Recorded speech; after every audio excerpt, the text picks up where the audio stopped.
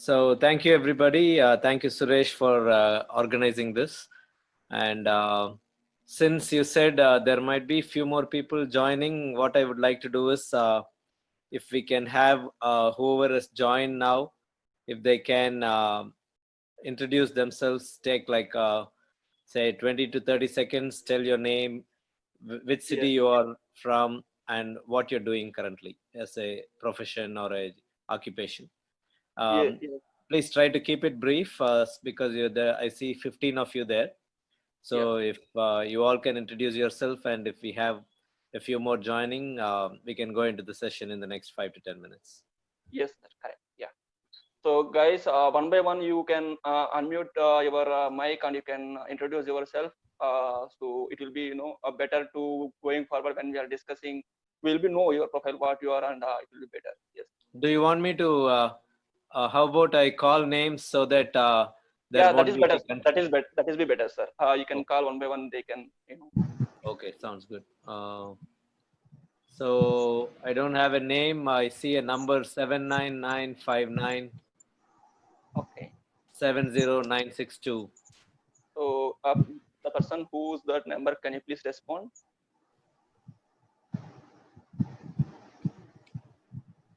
Hello. Hello. Okay, Yeah. that's fine. Maybe they're not there. No, he is unmute, sir. He is going to speak. Hello. Okay. Hello, sir. Hello. Sir, I am Ravi from Telangana. Okay, Ravi. What are you doing? Are you student, working, business, or any other occupation? I am a student studying 12th standard. Okay, great. Sounds good. Thank you, Ravi. Next, if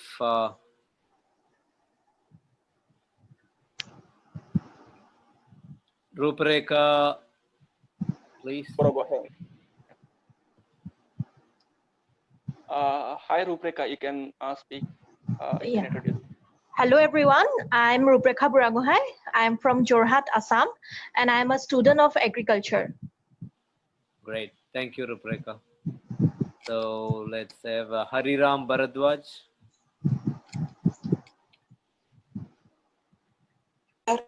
I'm from Andhra Pradesh, Nellore. I'm student of BTech third year. From Nellore, student of BTech. Thank you. Thank you, Hariram. Can we have Gaurav Lahon? Hello.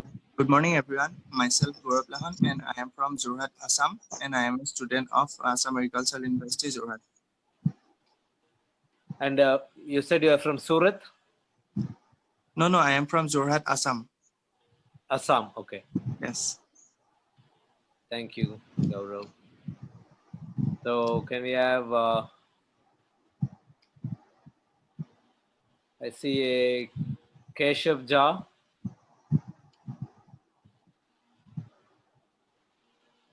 नमस्ते सभी को, मेरा नाम है Keshav Jha. Basically मैं बिहार से हूँ, लेकिन रहता अभी मुंबई में हूँ और मैं जर्नलिज्म का स्टूडेंट हूँ। सेकेंड ईयर जर्नलिज्म का मैं कर रहा हूँ। Thank you. Second year journalism student in Mumbai, is it? Yes, sir. Okay, which college, Keshav? KC College, Churchgate. AC College. Yes, sir. Okay, great. Thank you. And we have Nidhi. Hello, sir. I'm Sai Nidhi. Hello, Nidhi. I'm from Karnataka. I'm engineering student. Great. Thank you. Thank you. So can we have Prajvalita Niyog? Hello, sir. Good morning. Good morning. I'm Prajolita Neok. I'm from Lakhimpur, Assam, and currently studying at Assam Agriculture University, Jorhat. Okay, great. Thank you, Prajvalita. Thank you, sir. And can we have Shweta Ullala? Yeah, hello. Hello. I'm Shweta. I'm from Karnataka and I'm an engineering student. Great. Thank you, Shweta. So let's see who else is left. We have Ria Saxena with the name of Kavayatri. Yes. Okay, yeah, Ria, please go ahead. Hello, my name is Ria Saxena and I'm from Delhi. I'm student of graduation first year, BCom. All right, thank you, Ria. Thank you, sir. Is there anybody else who's left out? I am scrolling the names up and down. I don't see any names that I left, I think. We see 3 people waiting, Suresh. Atul, Kashyap. Let me admit, I have to admit, right? Okay. Atul, can you introduce yourself, Atul?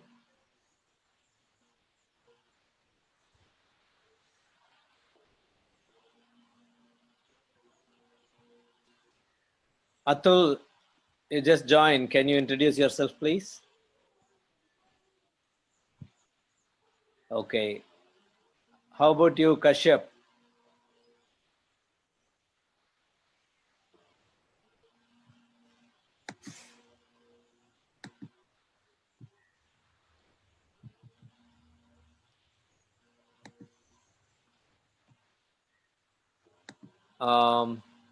Suresh, you said you made me the host, correct? Hello, sir. Yeah, Kashyap, go ahead. Introduce yourself, please. Sir, I am from Nellore, Andhra Pradesh.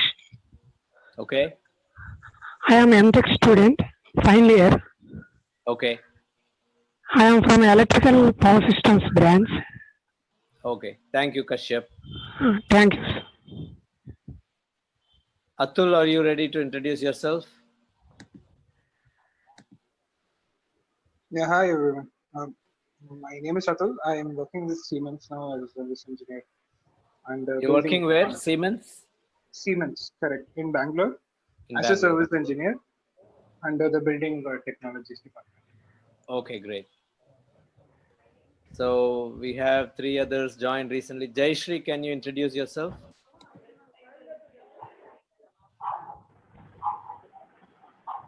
Yes, sir. Good morning, sir. Good morning. My name is Jayashree and I am pursuing my final year in BSc Physics, sir. Thank Recently, you. I have applied for Master of Social Work. What was the last line? I didn't hear. Recently, I have applied for Master of Social Work, sir. For Masters in PG. Social Work. Great. Yes, sir. Thank you, sir. Thank you, Jayashree. I think Madhava Reddy, you just joined. Can you introduce yourself?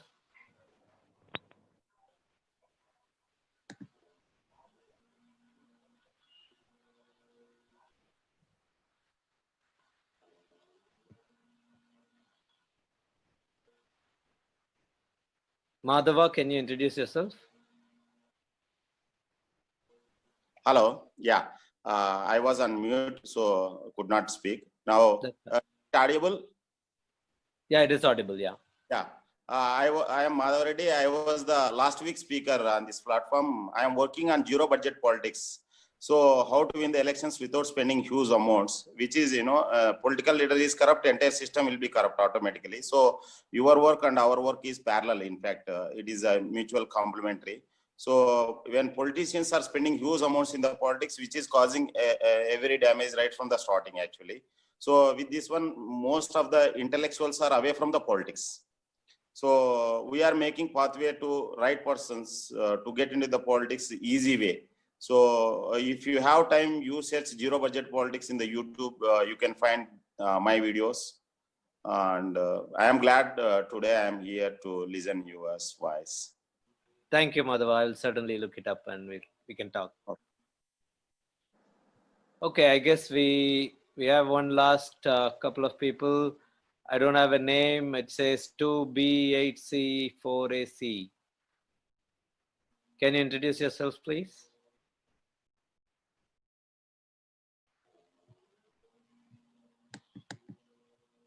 Bhavana, can you introduce yourself?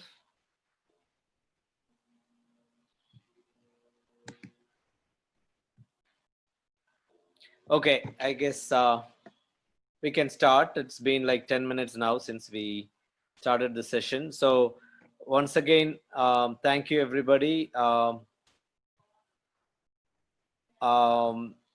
very excited to be part of this session because I asked Suresh, where are all of these participants going to be? He said from different parts of India. So, which I think is very important in what we are trying to achieve through this session. So, Fifth Pillar was started in 2006. And while I was in the US at that time, and then after 1 year in 2007, we launched the organization, the India side in Chennai. And since that time, 2006-7, until now, we have been engaging in several programs, campaigns to sensitize citizens towards a honest public life and a transparent governance, which is only possible if every citizen participates in the process of democracy. So if 5% participate and 10% participate and 90% don't care about what's going on around them, then democracy will not flourish. Democracy will only diminish. So having that in mind, the organization was named Fifth Pillar. I will explain to you what the name means. I'm sure most of you already have figured it out. So give me 1 second, Suresh.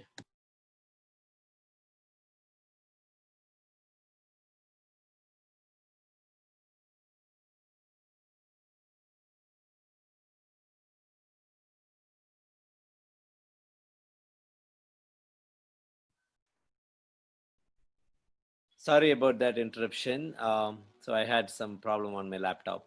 So I'm going to share a screen, share a PowerPoint presentation through my screen. Bear with me 1 moment. Suresh, I'm going to share screen. It's going to disable your screen sharing, okay?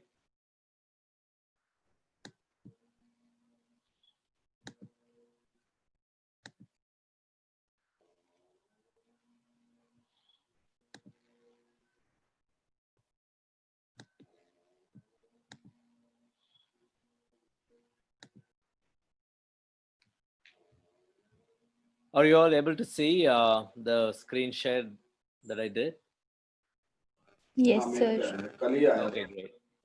So since 2007 until now, Fifth Pillar and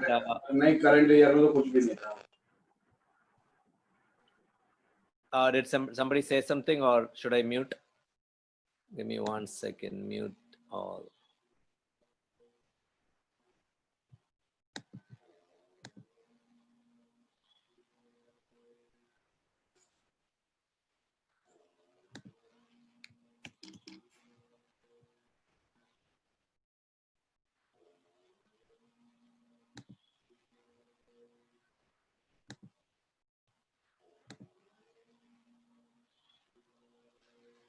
Give me 1 second, folks. Let me figure out something here.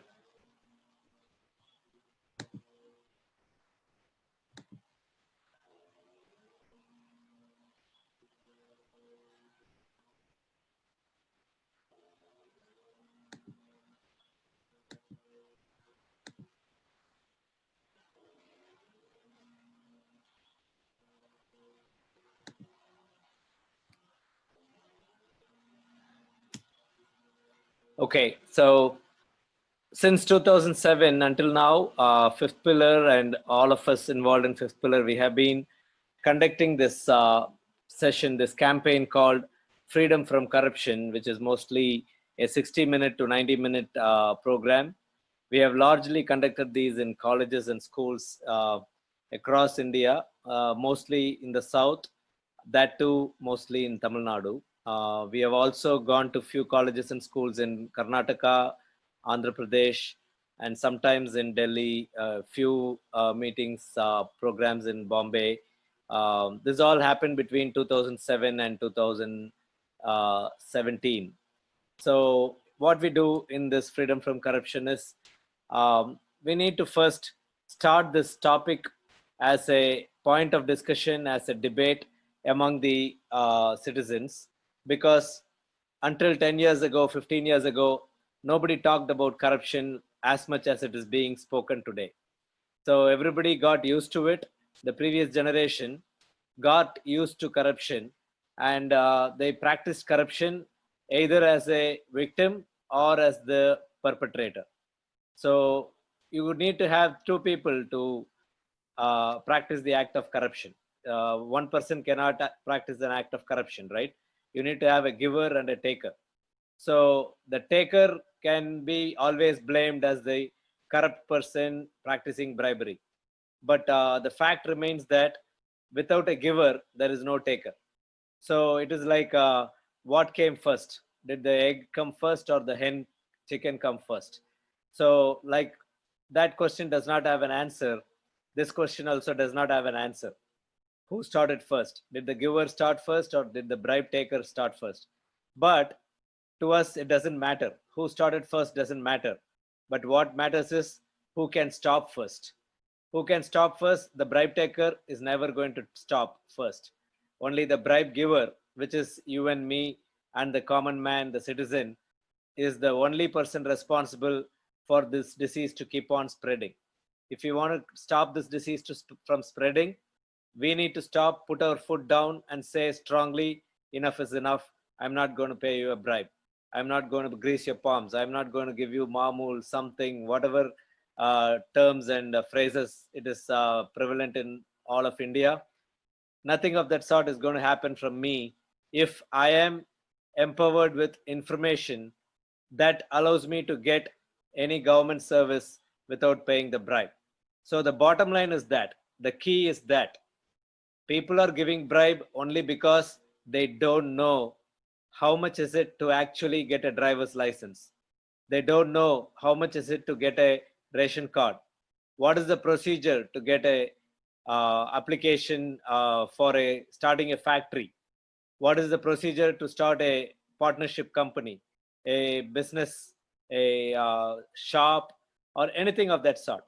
So what they do is they end up going to somebody called a broker, and that broker knows the correct person in the department, and for the citizen it becomes an easy job. Instead of learning the process and approaching the process officially without the bribe, the easy way, the lazy way, lazy way is to contact a broker and get the job done in no time. So that is what is breeding the disease called corruption. So how does a common man, a citizen, know about how to get a license, know about how to apply for a passport? What are the documents that you need to attach? What is the checklist for applying for a passport, for a license, for a electricity connection, for a water connection in a corporation? For all of these, there are processes defined by the officials in the respective departments. If we don't know the procedure, then the easy way is to give the bribe. So what we are going to discuss now is largely how to use the Right to Information Act. Some of you might have heard about it. Some of you might have used it already. But for all of us to come to an understanding on how this Right to Information Act can be used effectively to eradicate corruption in each of our lives, first we need to, all of you, I wanted to congratulate all of you because you all have come together under a umbrella or a banner or a platform called Connected Indians. So I'm very happy that I am also part of it now. So I think we can do a lot more together through Connected Indian, through Fifth Pillar in the days to come, in the years to come. So this goal cannot be achieved by 1 or 10 or 100 people. We need a lakh people, we need a crore people to join together, and we need to work for 10, 20, 30, 40 years. It cannot be solved in 5 years. It cannot be solved in 10 years because the problem and the disease has been there for 40, 50 years. A problem and a disease that has been deep-rooted in a society like India cannot be eradicated in 5 years or 10 years.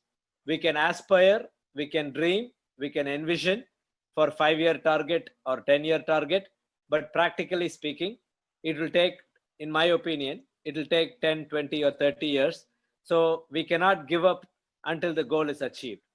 We have to start now. We have to start immediately. If we have not started, we have to start immediately. Those of you who have already started, congratulations. Keep going. Do not give up. It is not an easy task. It is not going to be a rosy bed of roses, they say. So it is going to be hard. It is going to be challenging, but we cannot give up. Like I said, lakhs, crores, millions of Indian citizens have to continue working together for 10, 20, 30 or 40 years, or if not more. We can only hope that our future generation can live in an India that is corruption free. Maybe you're all youngsters, so maybe in your lifetime you will see an India that is less corrupt. There is no country in the world that is zero corrupt. There can be developed countries. There can be a Germany, there can be a Switzerland, there can be an Australia, there can be a Denmark, Finland, Norway. These are all developed countries. There, the corruption is very low.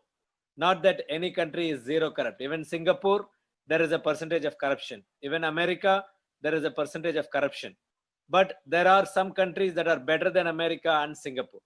So those are the countries I named. Denmark, Finland, Norway, Sweden. These are countries that are almost zero corruption. They are very little percentage, and day-to-day bribery is absolutely zero in these countries. There is no person, no citizen giving bribe to any government official to get the job done.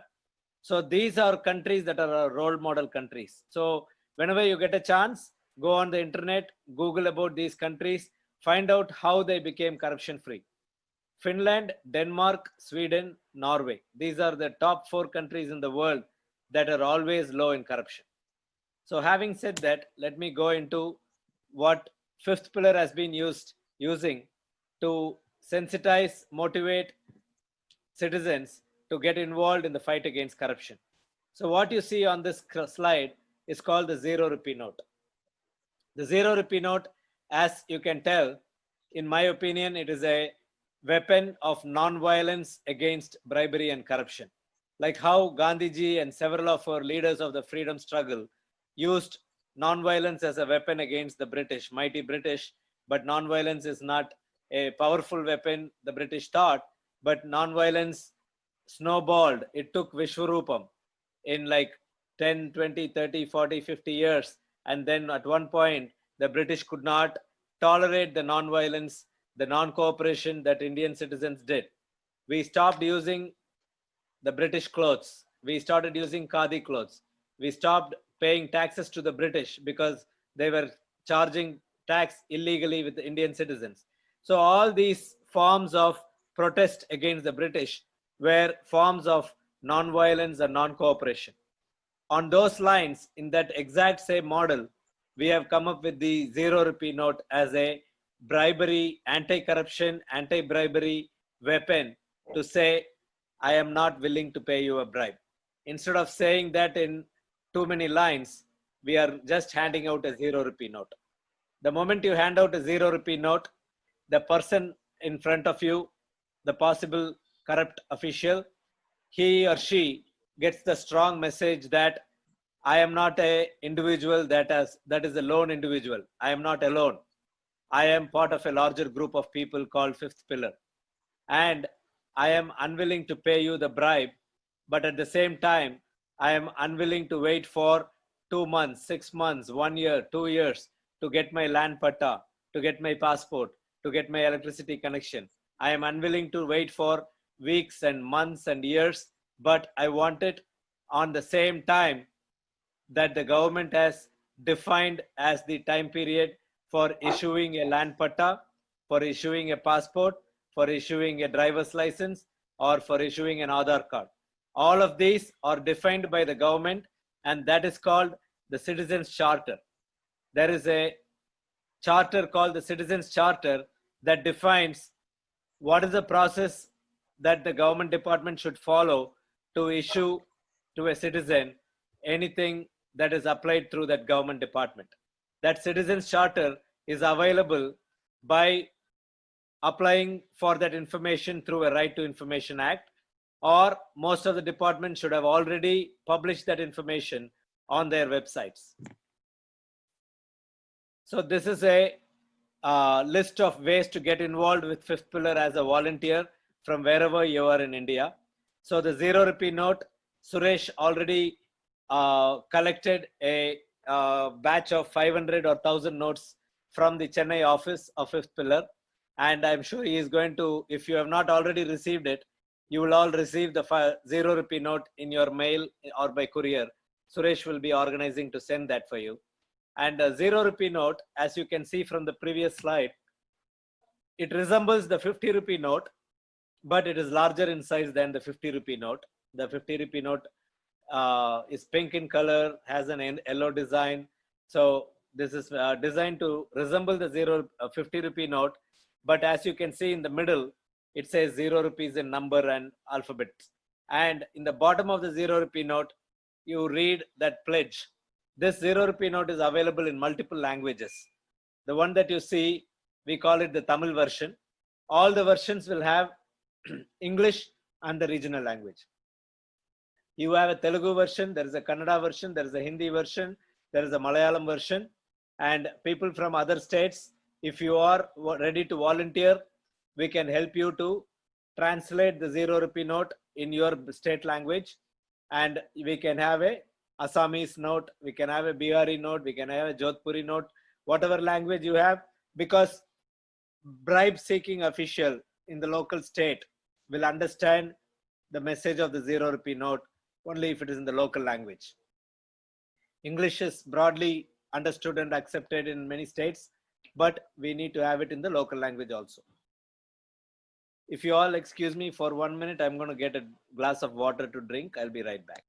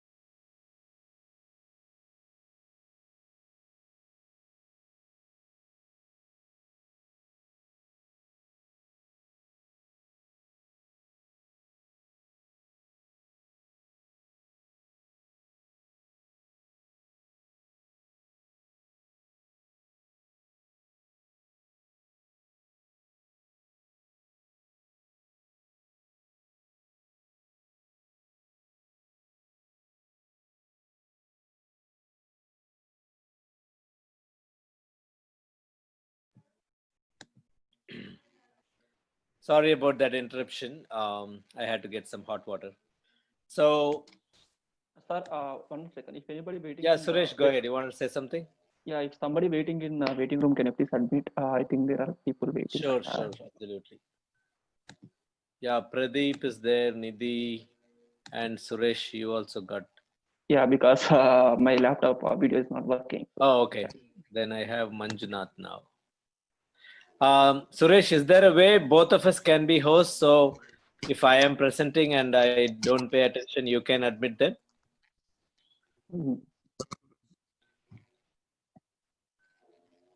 Yeah, we have only one host option. Okay, that's fine. Yeah, if you get messages from any of your members saying that they are waiting in the room, let me know. You can interrupt and let me know. I'll admit them. Sure. Okay. So the 0 Rupee Note is one of the tools. Then the campaign called Freedom from Corruption that I was talking about. We have visited more than 6,000 colleges and schools in the last 14 years from 2006 onwards. And some of you might be thinking, I've never heard about Fifth Pillar. I've never heard about 0 Rupee Note. then how come you went to so many schools and colleges and we never heard about you? So the fact remains that India has tens of thousands of schools and colleges, and we cannot possibly cover all the schools and colleges by just having a few volunteers, few hundred volunteers.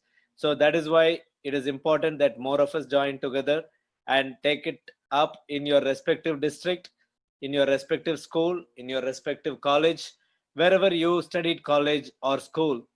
You should approach your principal or your teachers and ask them to conduct this program called Freedom from Corruption, so that if we catch the children when they are young, they will register this concept, they will take the pledge, they will take the promise, and if something is registered in your mind when you're a young child, it will never go away from your mind, and your the promise and pledge will remain in your heart for the rest of your life.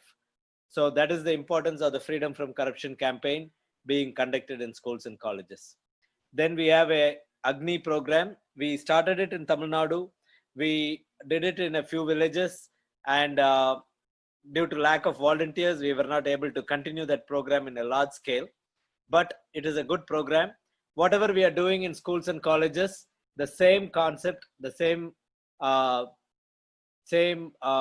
subject matter content, we take it and share it with the people in the villages, so that if 10 villages, 20 villages form a group and they start using the Right to Information Act in their village for their village, then most of the services that are supposed to be delivered for that village can be made possible by a handful of like-minded villagers. So that is the idea behind the Agni program, which is called Action Gram for a New India.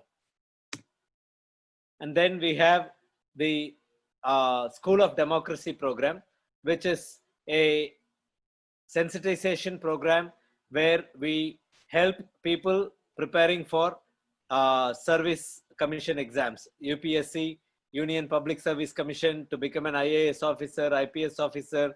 Before they become an IAS or an IPS or an IRS officer, we need to sensitize them to be non-corrupt IAS, non-corrupt IPS, because becoming an IAS and IPS and becoming a collector or a administrative official in the Secretariat or a DSP or an SP of police doesn't mean anything to the country or to the people.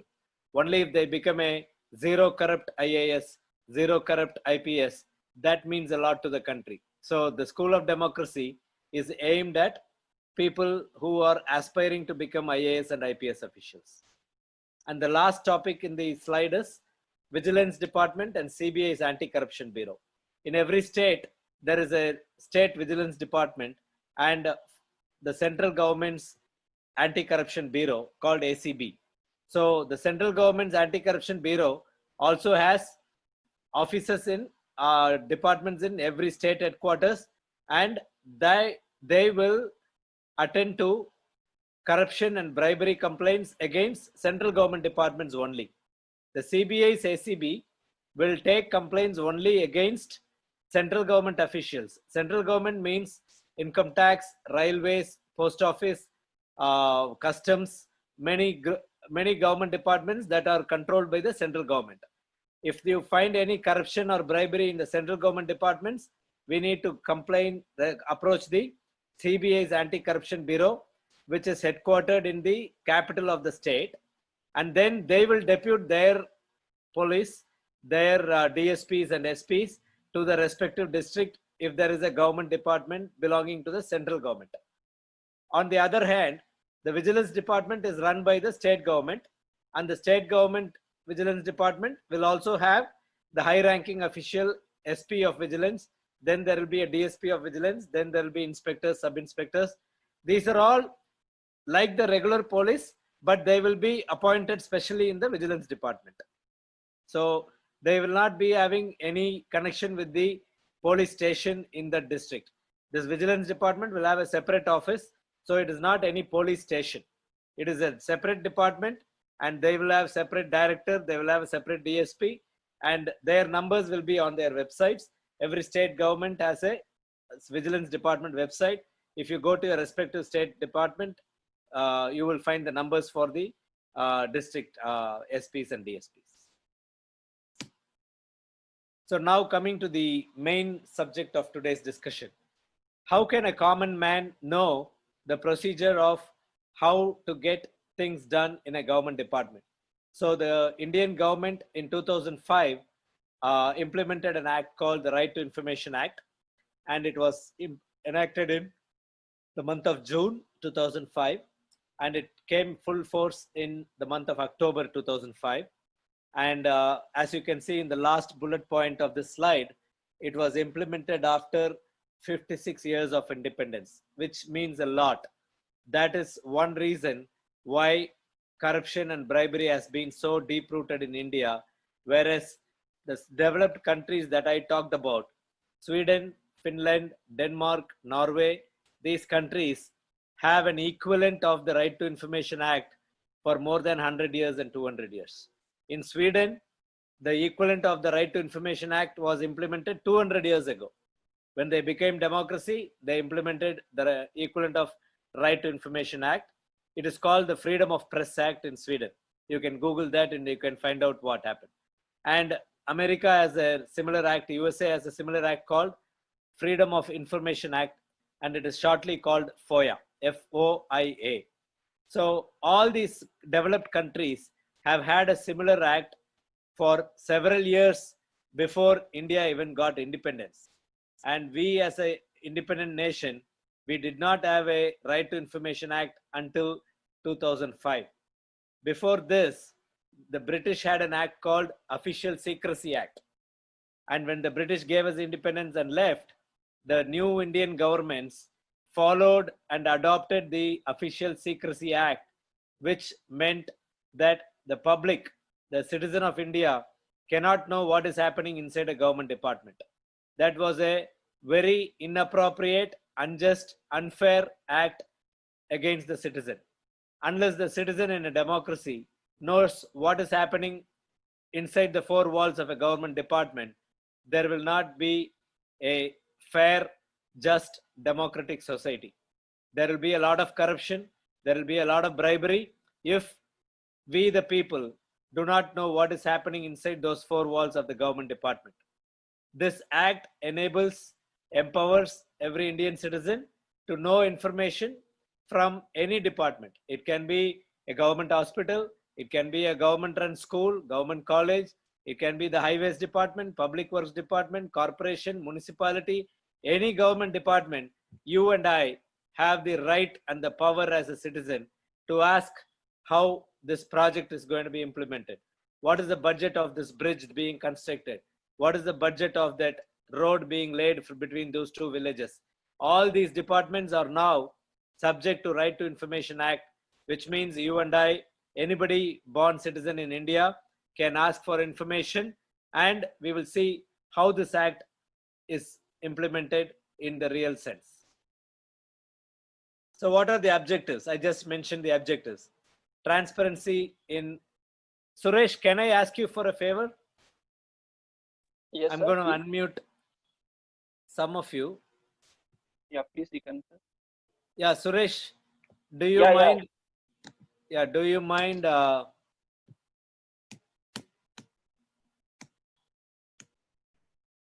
Do you mind reading the bullet points in the slide, Suresh? The objective slide. Yeah, yes, sir, I can read those. So you mean to say, shall I read all those? Yeah, just read the slides. Yes. Yeah. So the objectives, as mentioned, transparency in activities. Suresh, your voice is breaking. Government machinery. And the second bullet point, accountability in the working of every public authority. Every public authority. Provide information to the Then, public. Participants, you people also can, participate. You can read maybe my To combat corruption. last point. Okay, got it. Who's there? Okay, Okay, let me explain what these mean. Transparency in activities of government machinery is what I talked about just now. The public, we the citizens of India, should know what is happening inside the government department. That is what is called transparency. Transparency means we should be able to see clearly what the PWD is doing when building a public toilet, what the highways department is doing when building a road, what the corporation is doing when they are building a corporation hospital. That is called transparency.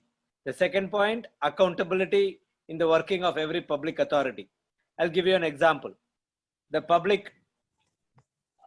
government hospital in every district, right? There is a government doctor. The government doctor, if the government office is starting at 9 a.m., the government doctor and the nurse and the ward boy, they should all be present there at 9 a.m. If not earlier, they should be present there at 9 a.m. That is one of the accountability factors. They should work effectively, diligently for a minimum of 8 hours a day. They cannot go for lunch and come back after 3 hours. They cannot leave work at 3:30 in the afternoon or 4:30 in the afternoon if their work ends only at 5:30 p.m. So these are all examples of accountability. And if somebody applies for a ration card or somebody applies for a license, the Citizens Charter in Tamil Nadu, the Citizens Charter says if somebody applies for a ration card, the citizen should get the ration card within 60 days of time.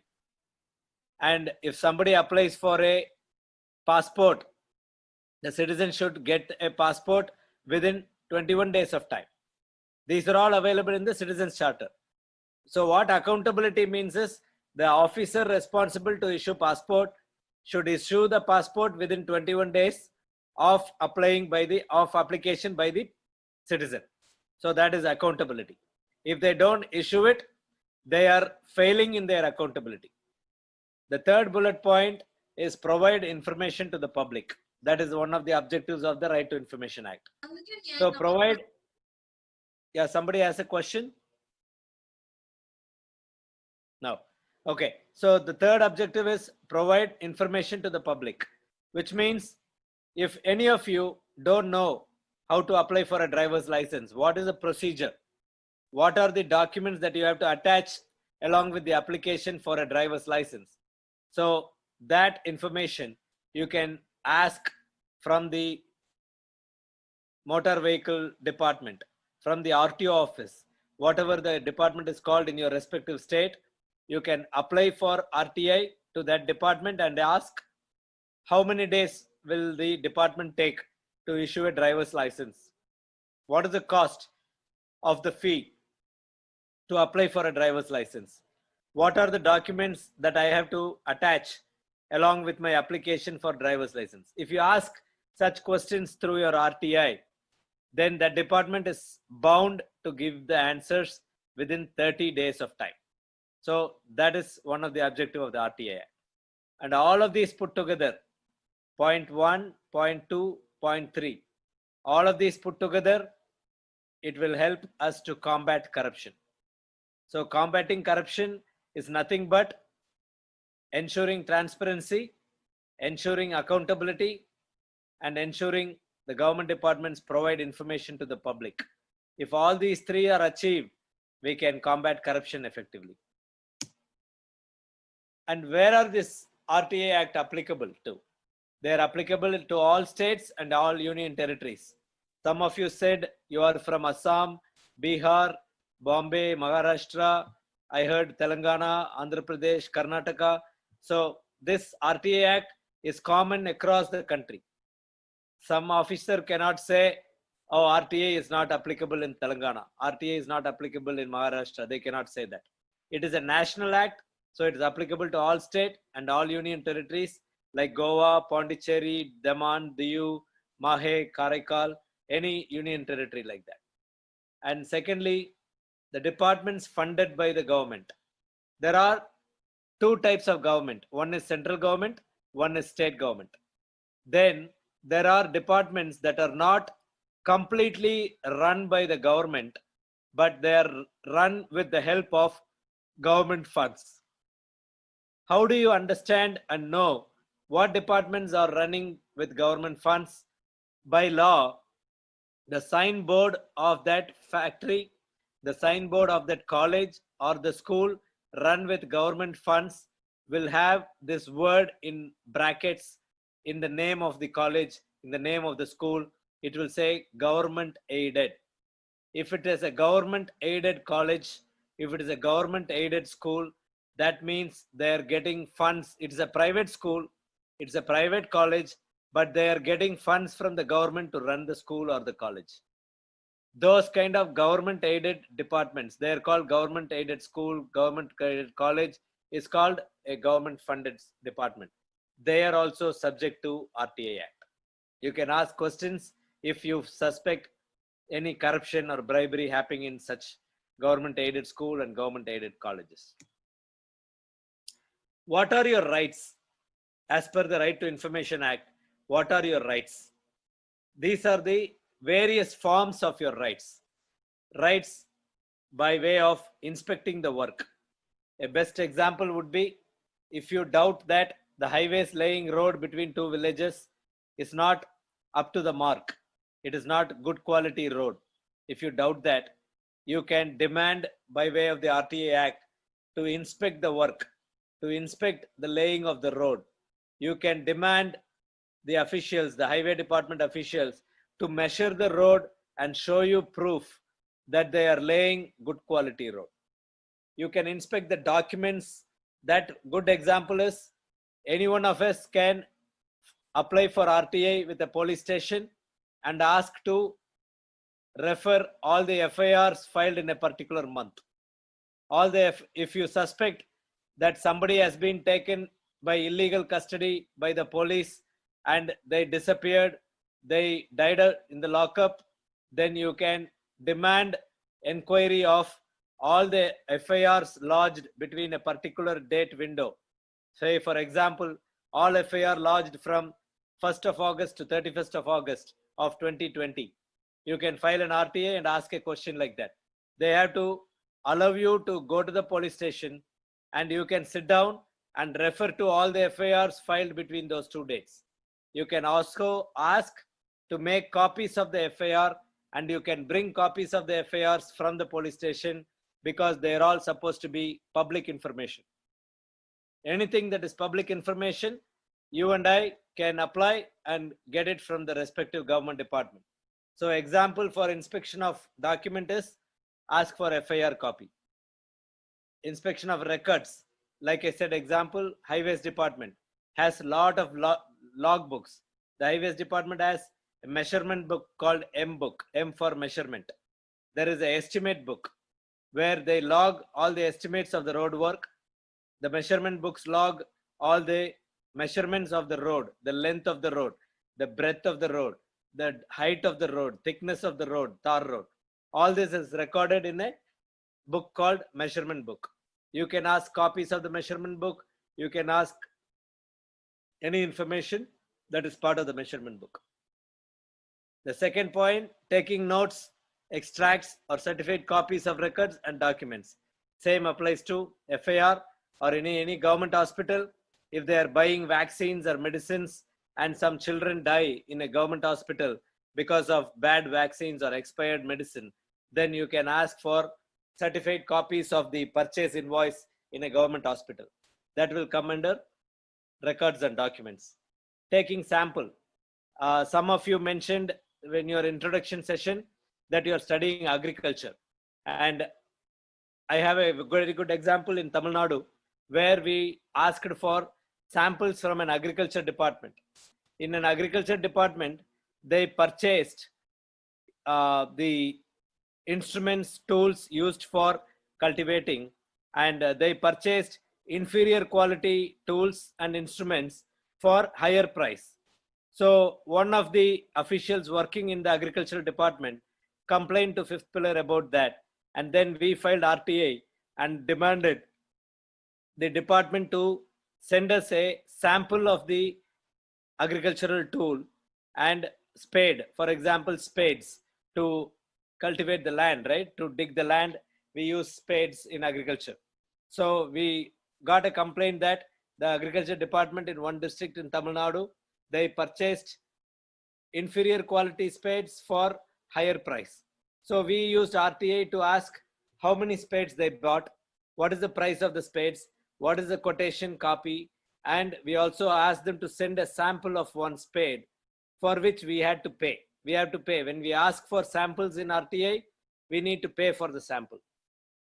So that is a good example of what kind of samples. Even if patients happen to be subjected to bad medicines, expired medicines, and somebody dies in a hospital, if you have suspicion that the medicine or the vaccine has been adulterated, has been mixed with some wrong medicine, adulterated medicine or vaccine, you can demand a sample copy of the vaccine that was delivered in that particular batch. The last bullet point for rights is any electronic mode and printouts. If there is a government department that has a CD or a DVD or a printout of any of their government function or activity, and you can demand copies of the DVD or the electronic mode in tape form, in DVD form, CD form, whatever form the government department stores their information, you can ask for copies of them.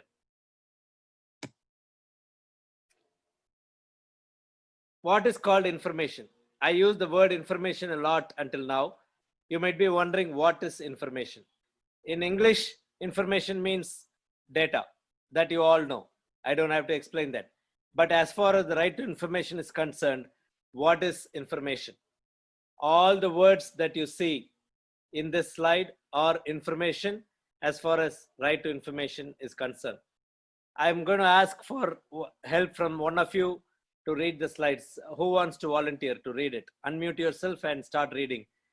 Read slowly, loudly, legibly, so that everybody can listen and understand.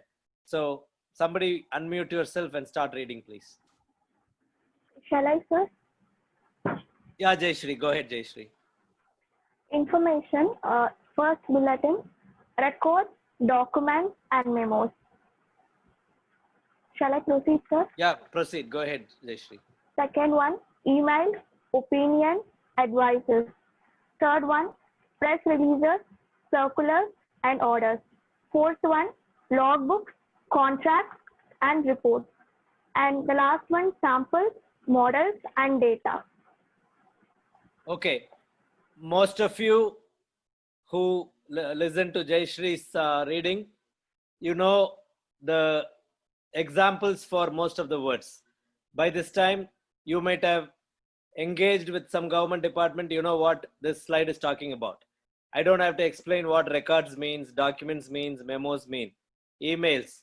Emails between any two government official is public record. If a senior engineer in a electricity board sends an email to a junior engineer, that is public information. You can demand a copy of the email between a CE to a JE to a AE in any department. And opinions, advices. If a senior official sends a memo to a junior official, that will be recorded in a office file. That can be demanded as Right to Information Act information. Press releases, circulars, orders, logbooks. Logbooks means, I'll give you a good example for logbooks. In every government department, you might have seen government jeep, government car, government van, right? So all government departments have a government vehicle, right? Government bus also. All these vehicles have a logbook that maintains how many miles, how many kilometers that vehicle covered that particular day, how much diesel or petrol has been fueled in that particular vehicle. All this will be entered in the logbook. So if you suspect that a government official is misusing the government car, the official car, for personal use, taking family to cinema, taking family to wedding, taking family to beach vacation, mountain resort vacation in government car, if you have proof of that, you can demand the logbook, copy of the logbook of that particular vehicle, and they have to give that information within 30 days of your application of RTI. So that is a good example for logbook. Contracts, I don't have to explain. You know what a contract is. Every government department, every project is conducted by way of a contract. Reports, samples, models, data. We have talked about that already. So let's go to the next slide. Exemptions. This is a very important slide. There are some departments which are exempt from the RTI Act. All departments need not give you information on the RTI Act. So what are the departments that need not give you information? Departments that where if they give information affects sovereignty and integrity of India, which means mostly the army, the military, navy, border security, police, etc., etc. So all the departments that are involved with the nation's security in the border with any foreign country, that kind of information that cannot be asked by RTI Act. Second is security, strategic, scientific, and economic. So anything related to our defense department conducting atomic tests somewhere, like Pokhran. We did Pokhran some years ago. We did a Chandrayaan launch few years ago. So all this cannot be information about Chandrayaan or Pokhran or anything that is happening in the borders that we cannot ask through RTI Act. Then third thing is forbidden by any court of law. If the judge passes a judgment, a verdict, saying that if there is a minor child that is affected by a crime, then the judge will say we should not release the name of the child because it will spoil the future of that child. If it becomes public, then the media will make a big noise about that child's name and the family's name. And so sometimes in court judgments, the judge will say, this case, information cannot be given out. So in that case, we cannot file RTI and get information. But outside of that, any court case, after the case is over, we can get information from the court on the copies of the judgment or the proceedings of the law of the particular case, as long as the judge does not say the information of this case are restricted. If the judge says that, then we cannot get information. If the judge has not mentioned that specifically, then any case after the case is over.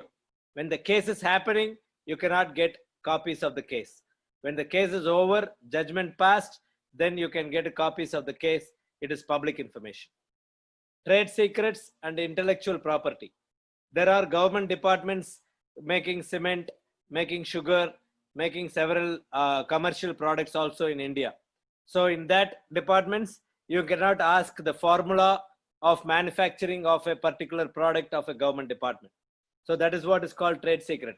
Intellectual property, same way.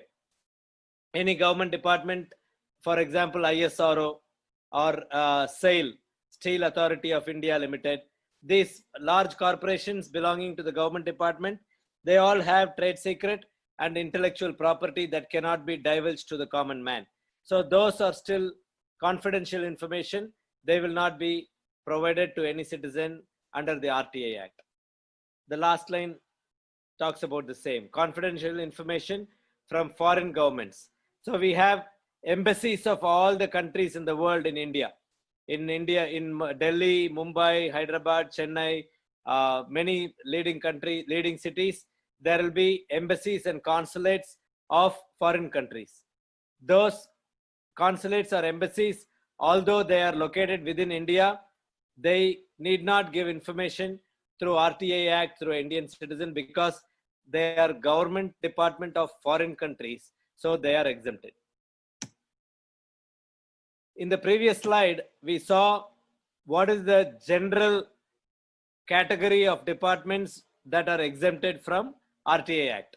In the next slide, we have some specific examples of departments that are exempted from the RTI Act. So the first line, IB, means Intelligence Bureau. Intelligence Bureau is the kind of secret service department of the government. RAW means Research and Analysis Wing. BSF means Border Security Force. CRPF, most of you might know, Central Reserve Police Force. ITBP is Indo-Tibetan Border Police. NSG is National Security Guard.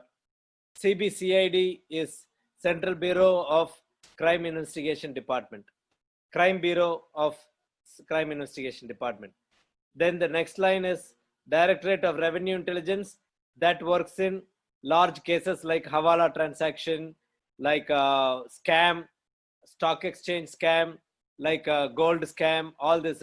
Recently, it was in the news in Kerala, they got a big gold smuggling scam.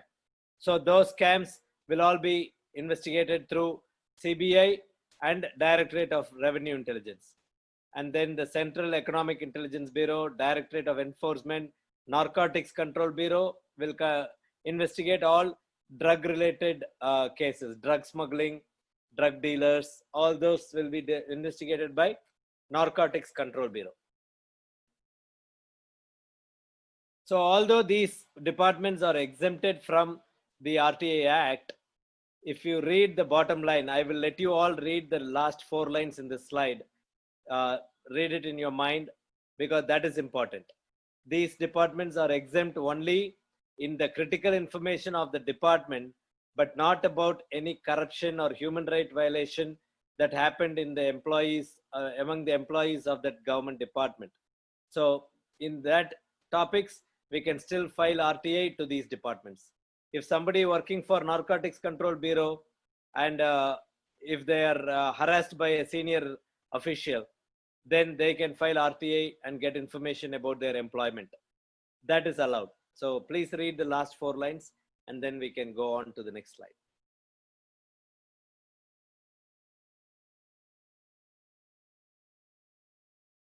So going to the next slide. Where do you apply for RTI? I kept telling we have to apply RTI, we can demand information, they have to give information in 30 days. So all of you might be thinking, if you have not heard about RTI or used RTI so far in your life, you might be thinking, where do I give the RTI petition? Who do I send the RTI application to, right? So the first official in the RTI topic is the Public Information Officer. Every department of government, be it state government or central government, will have a Public Information Officer. And that Public Information Officer will be physically stationed, positioned in every government department of the state and in every government department of the central government. So if there is a railway department in Hyderabad, if there is a railway department in Mumbai, in Chennai, in Guwahati, in Delhi, all the railway department of the respective city and town, even small town, there will be a Public Information Officer. Either there will be a dedicated Public Information Officer with a signboard, like in the cartoon in this slide, you see Public Information Officer. Like that, every government department, there will be one person sitting with this signboard. Or a junior engineer in a electricity board department can also take a dual charge as a Public Information Officer. If there is no dedicated officer called Public Information Officer in that department, then an existing officer can play dual role as Public Information Officer also. So a similar example, in a police station, the sub-inspector can be the PIO. PIO means Public Information Officer. And the second officer for RTI is Appellate Authority. Obviously, the Appellate Authority will always be a senior official than the PIO. The PIO is a junior person. The Appellate Authority is a senior person. So in the police department example, if the sub-inspector is the PIO, the inspector or the DSP or the assistant commissioner, a senior official, will be the Appellate Authority. And what are the duties of the PIO?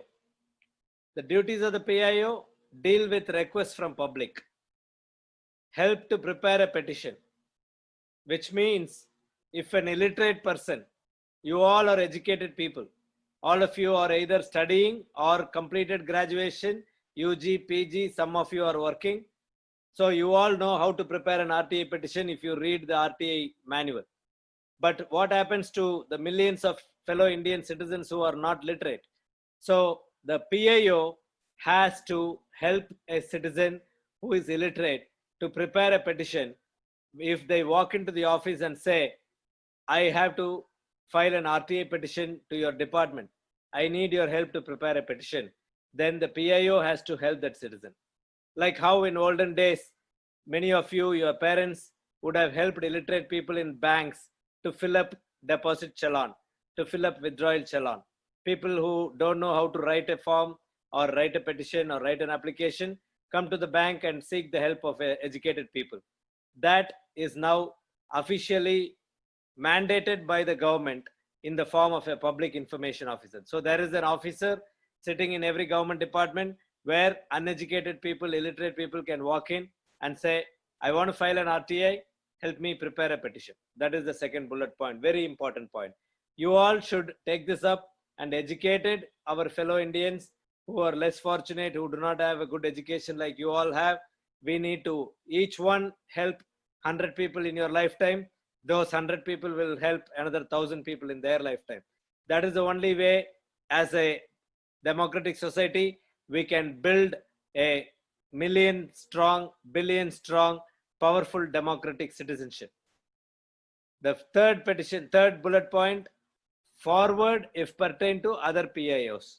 For example, if by mistake one of you file an RTI to a wrong PIO in a wrong department, then the responsibility of that PIO is to forward your petition to the right department and the right PIO. And they cannot simply say, oh, you have sent it to the wrong office, so I cannot give you information. That is not your problem. You, by mistake, send it to a wrong office. Then that person who receives your petition to the wrong department has to forward it to the right PIO and also inform you that you sent it to the wrong office and they have forwarded to the right office. They have to notify you by another mail separately. And the last bullet point is seek assistance from assistant PIOs and other officers to provide information. So in a large department, there might be one PIO and there might be 2 or 3 APIOs, A meaning assistant PIO. So PIO stands for Public Information Officer. APIO stands for Assistant Public Information Officer. So if it is a small department that has only 30, 40 or 50 people, one PIO can handle all the information that public are demanding through the RTI Act. If there is a larger department with 1,000 people or 2,000 employees, then one PIO cannot handle all the information. So in that case, there will be multiple PIOs with one head PIO and several assistant PIOs. And the PIO's responsibility is to gather information from the other PIOs and provide it to the citizen who is asking information from the RTI Act. I'm going to ask help from one of you again. Can one of you volunteer, unmute yourself and start reading the points in this slide, please?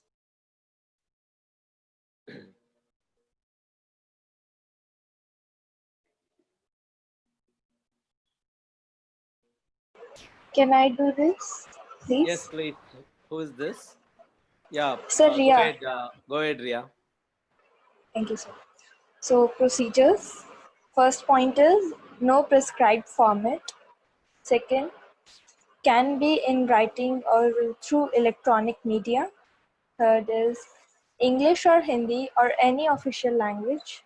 Third is reason of RTI need not be given and can be handed to PIO against acknowledgement. And last point is by RPAT or speed post. Thank you, Ria. Appreciate that. So the first point says no prescribed format. What it means is, in India, it is common practice. Outside government department, there will be 4 or 5 people sitting in with a table. And in some cities and towns, I have seen Maruti vans or cars, people sitting in Maruti van and cars selling forms for 10 rupees, 50 rupees, 100 rupees to the people who are illiterate and lazy. They just buy form and they are lazy to write their own application or petition. They buy a pre-printed form, and that is why we have put this line as the first bullet point in this slide. For RTA Act, there is no application form. For RTA Act, there is no pre-printed, pre-prescribed form. So don't do it yourself. Don't encourage our fellow citizens who you are training under RTA Act to buy a form for RTA Act. There is no form called RTA Act. A white sheet of paper that you buy from your stationery shop, or you can use a paper from your printer at your house, or buy paper in the stationery, and that white sheet of paper only is an RTA petition. After you write the questions and put a subject line saying requesting information under RTA Act 2005 section 6, you put that one line, that white paper becomes a powerful paper, and it is called the RTA petition. That is all. So don't buy anywhere from anybody any paper called RTA petition. There is nothing called RTA petition that can be sold. So that is why the first bullet point. The second bullet point, what it means, you can either write it with your hand, it can be in handwriting, or a computer printout, or a typewritten page, or any form of electronic media.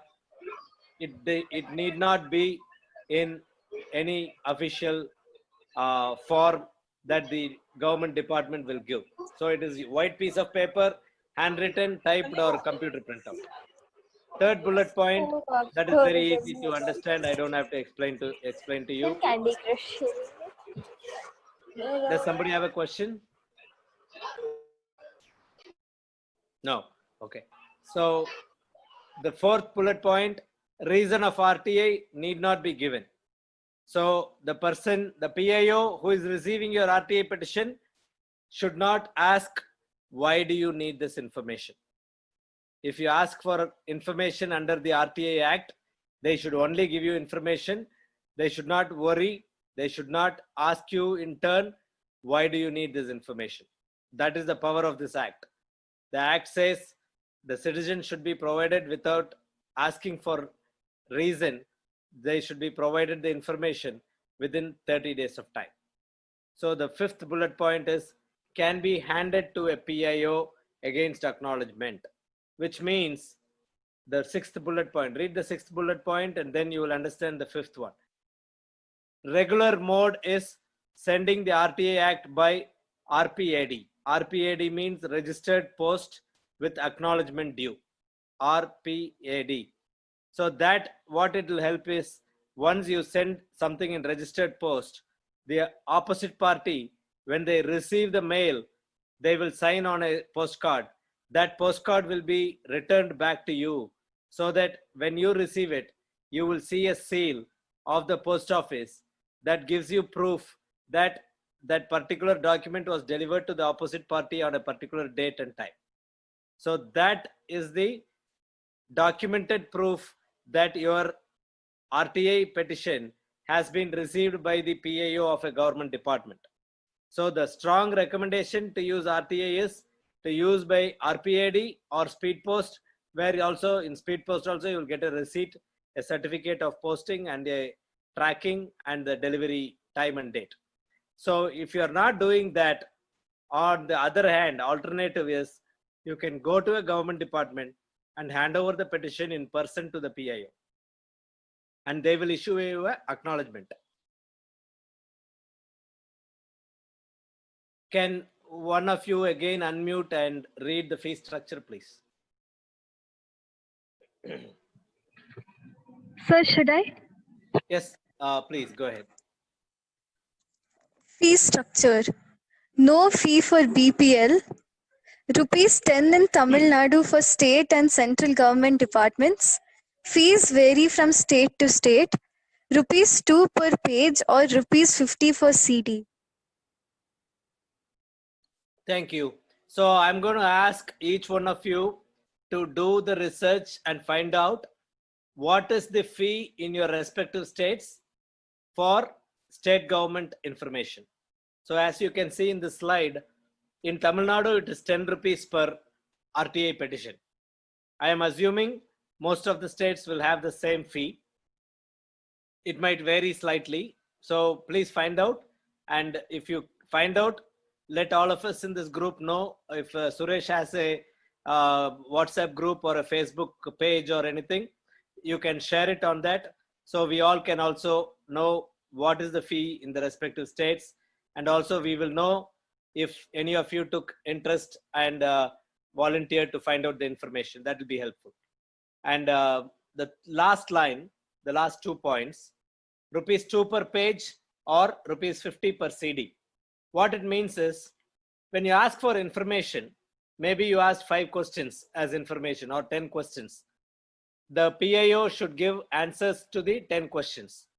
And that might contain in 1 page or 10 page or even 20 pages.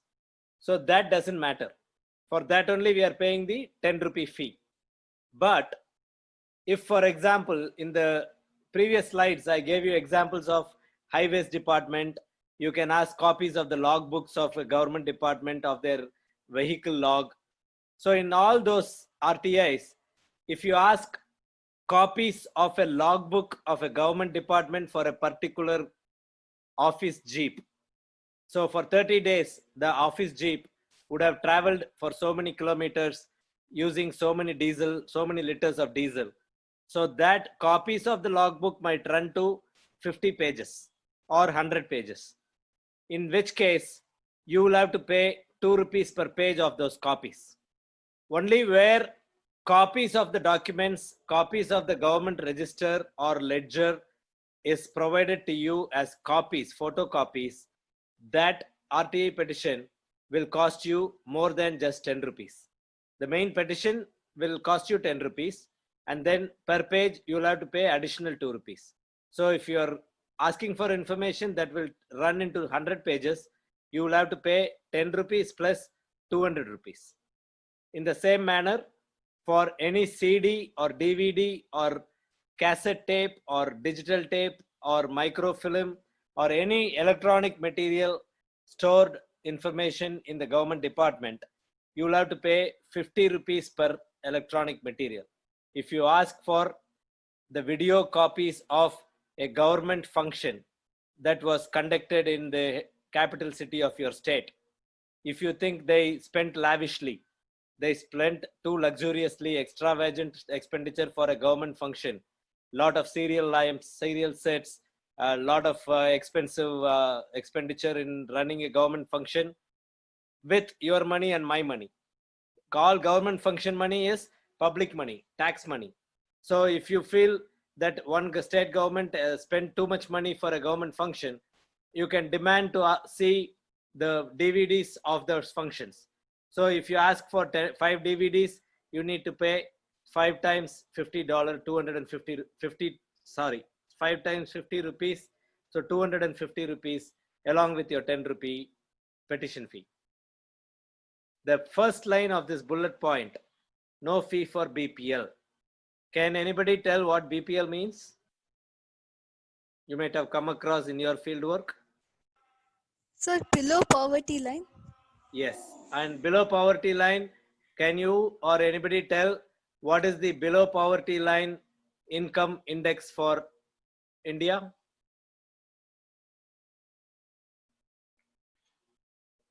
Shweta, you can, because last week you have given a good slides on BPL, so you can explain it. You have good knowledge on it, please. Yeah, Shweta, go ahead. If you have I'm not any sure. information you want to share about BPL, please go ahead. Before it was below less than $1 a day, who earn less than $1 a day, but I'm not sure if it's changed now. Okay. So one homework I would like to give you all. I'm taking the liberty to give you all a homework like in school and college.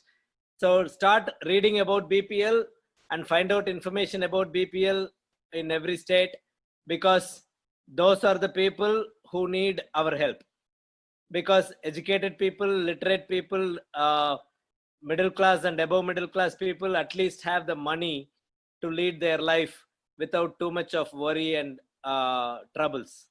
Whereas people below poverty line, they don't even have the minimum income to run a decent life like most of us are able to lead with our parents' education, parents' job or business, or your own education. So that is an important topic for both Fifth Pillar and Connected Indians group.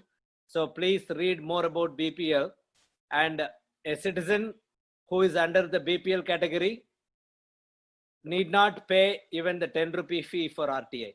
So that is why no fee for BPL people. So let's go to the next slide. Mode of payment. I will let you all read silently among yourself all the modes of payment. Take a minute and read all the modes and register in your mind. I will explain to you at the end which is the best mode and most practical and convenient mode.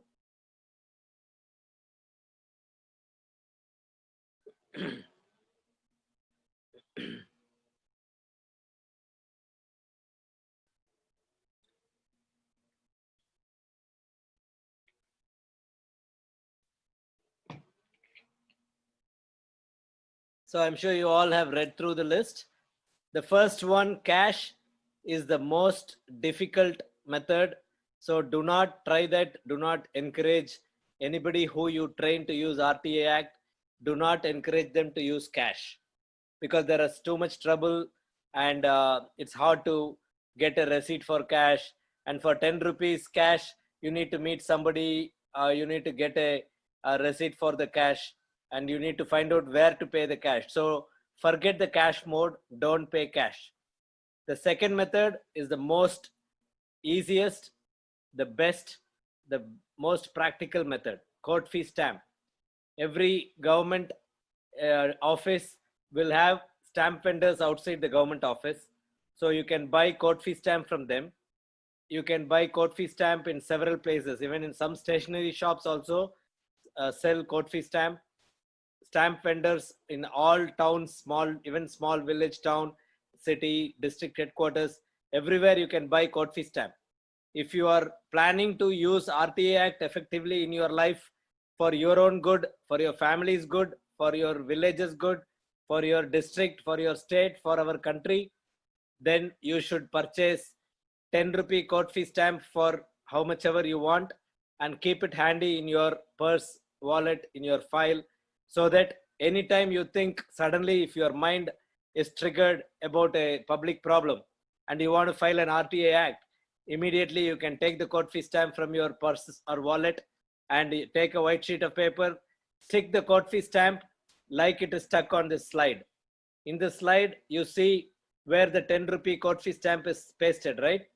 So in that location, you stick a court fee stamp on your A4 page sheet of paper and you can start writing from address. The to address is always the same. In the next following slide, I will show you what the to address should be, and then it becomes a RTA petition. It's easy to mail it off. The third method, treasury, is also difficult. You need to take your cycle or two-wheeler or take an auto rickshaw, bus, whatever method of transport, go to the treasury which is in the taluk headquarters or district headquarters. That is also very cumbersome and difficult process. For paying 10 rupee in a treasury, you will have to spend 50 rupees or 100 rupees for your petrol or for your auto rickshaw or for your bus. So forget the third method, forget the first method. Second is the best. The third, fourth one is okay. But again, for taking a demand draft for 10 rupees, you have to pay commission for 50 rupees or 100 rupees. So that is also not the best method.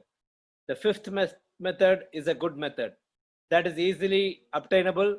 You go to a nearest post office and get a postal order for 10 rupees. That way, second and fifth are the best methods. The sixth method is also another troublesome, complicated, not easy.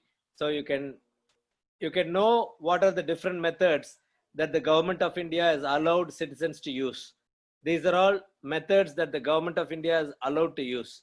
But the best method is 2 and 5, court fee stamp and postal order.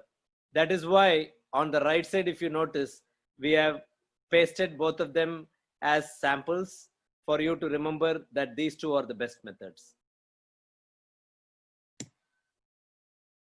So this is a description about how the Information Commission works. We saw in a previous slide that the first officer receiving your RTI petition is called the Public Information Authority, Public Information Officer. And if that person does not reply in 30 days, that person does not reply in 30 days, then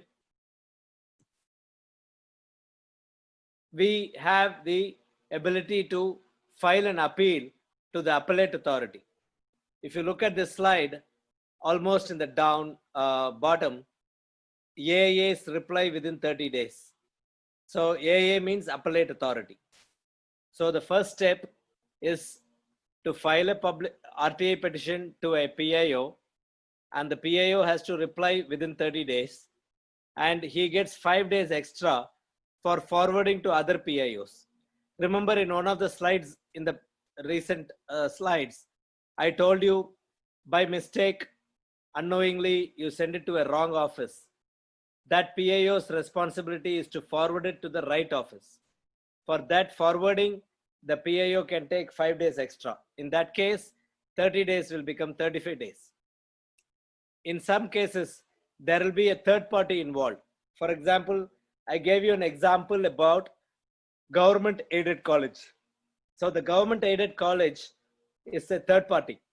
So when you file an RTI with the education department of a, so let us say Nellore district. Somebody files RTI for education department in Nellore district, and the Nellore district education department is unable to provide all the information because they don't have the information at their office. They have to contact a government aided college about which you have asked for information. In this case, the government aided college in Nellore district becomes the third party. So the time taken for the education department to obtain the information from the government aided college and provide to you, for that they are allowed extra 10 days. That is what the third bullet point means, 10 days extra for third party information. The fourth bullet point is very important. It means if somebody's life or liberty or is at danger, if somebody's disappeared, somebody has been kidnapped, somebody has been taken by the police for interrogation, but they never returned home. You don't know where your family member or a friend, the police station came to your house or to the office, took somebody in their jeep, and they never returned home in the night. You're afraid of their safety.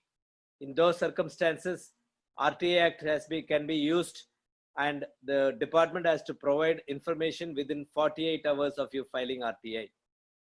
Somebody cannot just disappear for 1 week, 10 days, or 1 month. So they have to provide answer because they have taken somebody in a government jeep from a house.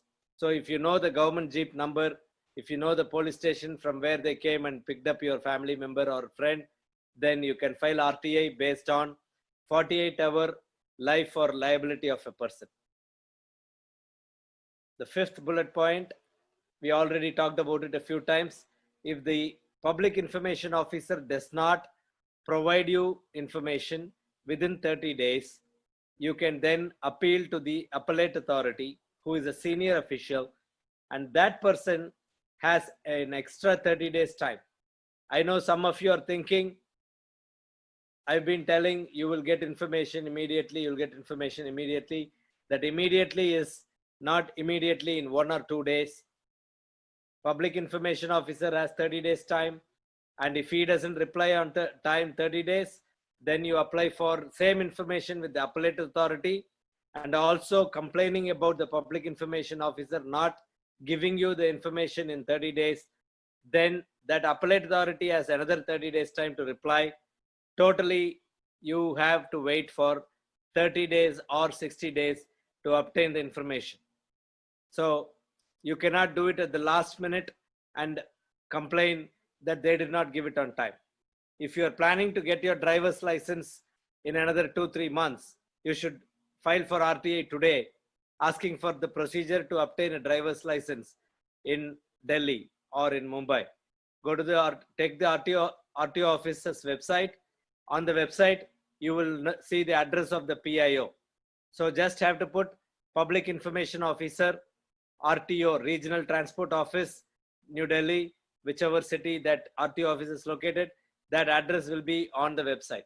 So you take the address from the website, put PIO and the address of the office, and you send it out, registered post, acknowledgement due. Within 30 days, they will have to give the answer. The last bullet point is what the next slide is about. If the second appeal, the appellate authority's second appeal does not work, then we need to appeal to the State Information Commission or the Central Information Commission within 90 days of not getting information from the appellate authority. So what does the Information Commission mean? The Central Information Commission is located in New Delhi, obviously, for central government department complaints throughout the country. Throughout the country, in all the states and union territory, any central government department did not provide information on time in 30 days by the PIO, in the next 30 days by the appellate authority, then you can complain that appellate authority and the PIO to the Chief Information Commissioner sitting in New Delhi. And that person is working with the help of 10 other information commissioners. So there are a total of either 10 or 11 people in the Delhi Central Information Commission. And they are appointed by the President of India, meaning which they are not answerable to any local level politician. No small time politician, local level politician can threaten them or interfere in their work, so that the Chief Information Commissioner has the power like a judge. So they don't have to worry about the local MLA or MP taking the phone and threatening them. The right side of the slide, you can see State Information Commissioner. That again is similar to the Central Information Commission. The only difference is every state has a State Information Commissioner accompanied by a team of 10 information commissioners, and every State Information Commissioner and his team will function from the capital of the respective state. So for Telangana, it is Hyderabad. For Andhra Pradesh, it is Amaravati. For Maharashtra, Mumbai, like that. Every state capital will have a State Information Commissioner along with 10 other information commissioners. And all the RTI petitions filed in all the districts of that state, if you don't get information within 30 plus 60 days, then you can file complaint to the State Information Commission. Why is the RTI Act powerful? Why is it important? Why is the information commissioners having the power? Because as per the Act, the information commissioners have the power to penalize a public information authority or a appellate authority to the tune of 250 rupees penalty per day for a maximum of 100 days for not giving information. This fine is only for not giving information. This fine is not for not performing their job. The fine is not for not laying the road, not installing the electricity pole, not installing the water pump in your house. It is only for, the penalty is for not providing information to the citizen in a timely manner. So the penalty is what? 250 rupees per day to a maximum of 25,000 rupees, which has to be paid by the official who did not provide you the information. So you can imagine this 25,000 rupees is a lot of money. So fearing a penalty of that size is what makes the government officials provide the information on time when a citizen applies for RTI Act.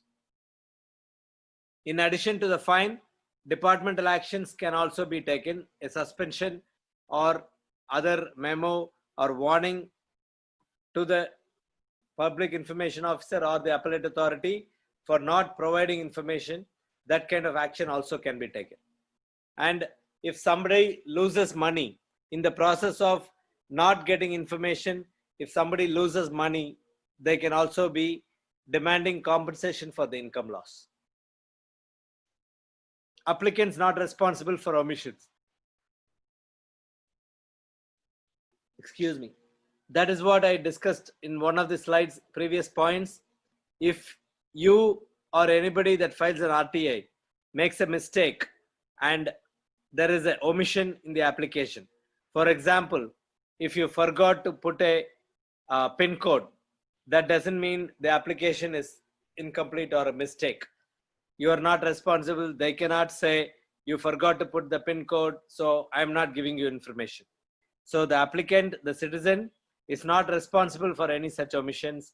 The recipient of the RTI petition should contact the person by letter, or if provided, an email address, and make sure the information is provided rather than declining information. So this is a sample of the RTI petition. I'm not going to go line by line in the sample format. I will share the presentation to all of you in some form. I will check with Suresh what is the easy form to share this presentation with all of you. And then you can go through this slide in detail. You can keep this presentation handy, and also you can email me any questions you might have in any of the slides. I will explain to you, I will answer your questions, I'll clarify, and that way you can become an effective RTI user.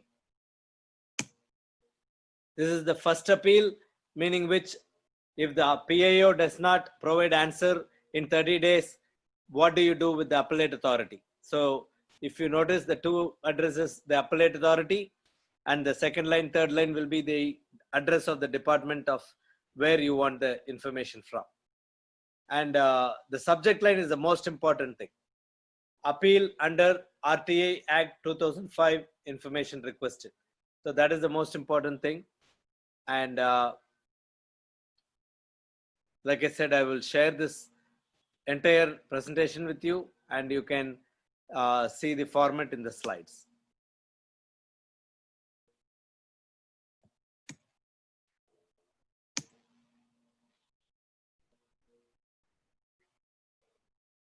This slide is a checklist of what are the time periods that you have to remember while using the RTI Act. For a public information officer to reply, it's 30 days. For a PIO to transfer to another PIO, it is 5 days extra.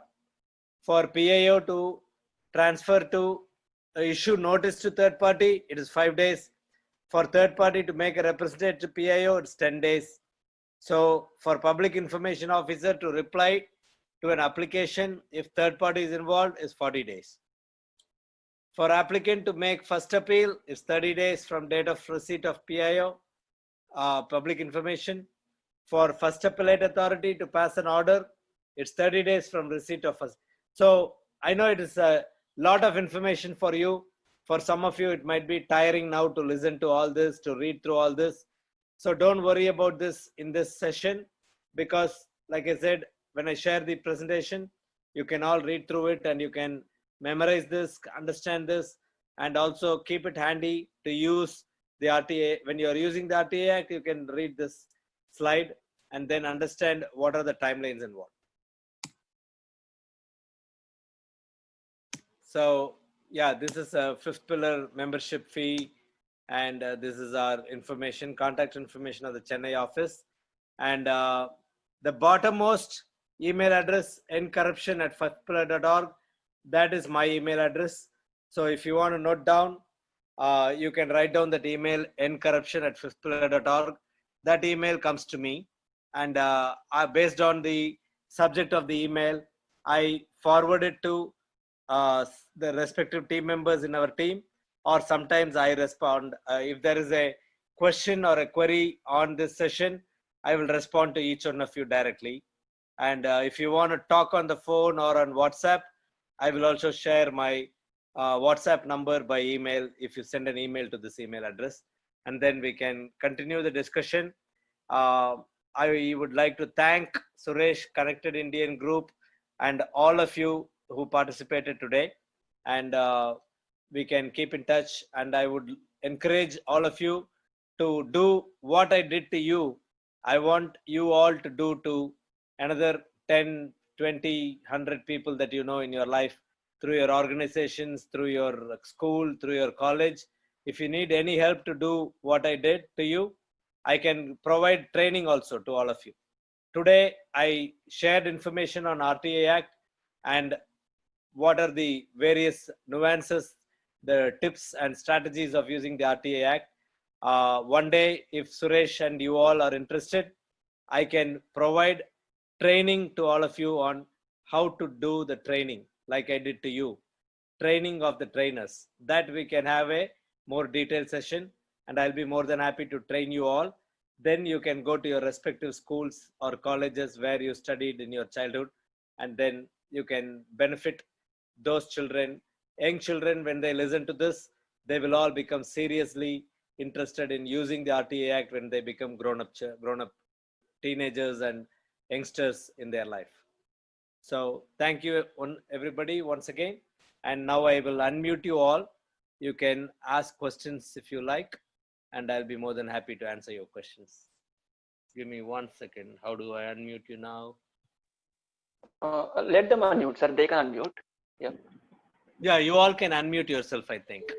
You can unmute and talk, ask your questions. Before we go to the questions, I want you all to read this quote from a famous freedom fighter in the American context. He is a big fan of Mahatma Gandhi, and he is also a guru for Nelson Mandela in South Africa. So Nelson Mandela keeps talking about Martin Luther King and Mahatma Gandhi, and Martin Luther King is a very prominent personality in the US history. And one of his quotes is very motivational for me, and that is the reason I jumped into Fifth Pillar. This quote is one of the reasons I jumped into Fifth Pillar, because we might be educated, we might have a degree, a postgraduate degree, we might have a good job, we can make a lot of money, a salary, we might be good people in our heart, but that doesn't matter. That doesn't matter, and India will be the same for another 100 years if we don't act. If the good people are silent and mind our own business, then the country will never progress. So the most important thing is the good people should break their silence and jump into the fire and work for India, work for Tamil Nadu, work for Andhra, work for Maharashtra, Bihar, whatever, wherever state from you, Assam, wherever you are from, you jump into the fire, you start working, you mobilize 100 people, 1,000 people, lakh people, and continue to work as long as you are not tired. If you are tired, then you pass the baton to another 10 people and you take rest. But don't stop working until you become tired. If you're tired in your body and mind, then by that time, you should have prepared another 10 people at least, so that when you become tired and you take it easy after a certain time of your life, the 10 people that you prepared, they will continue for another 20 years, another 20 years, 30 years, whatever. Only if 1 million people, 1 crore people work on this topic for another 10, 20, 30, 40 years, India will become less corrupt, and many countries in the world will look upon India as a role model country and tell. And whatever I told you, for example, in today's presentation, in the beginning, I told you my admiration is for, my inspiration, motivation is for Denmark, Sweden, Finland, and Norway. I want majority of the countries in the world at one day in the future look at India and tell we should become like India, for less corruption, for transparency, for good governance. We should become like India. I want at least 40-50 countries in the world to tell we should become like India. That is my objective in my life goal. So thank you again for listening, and we will open for questions.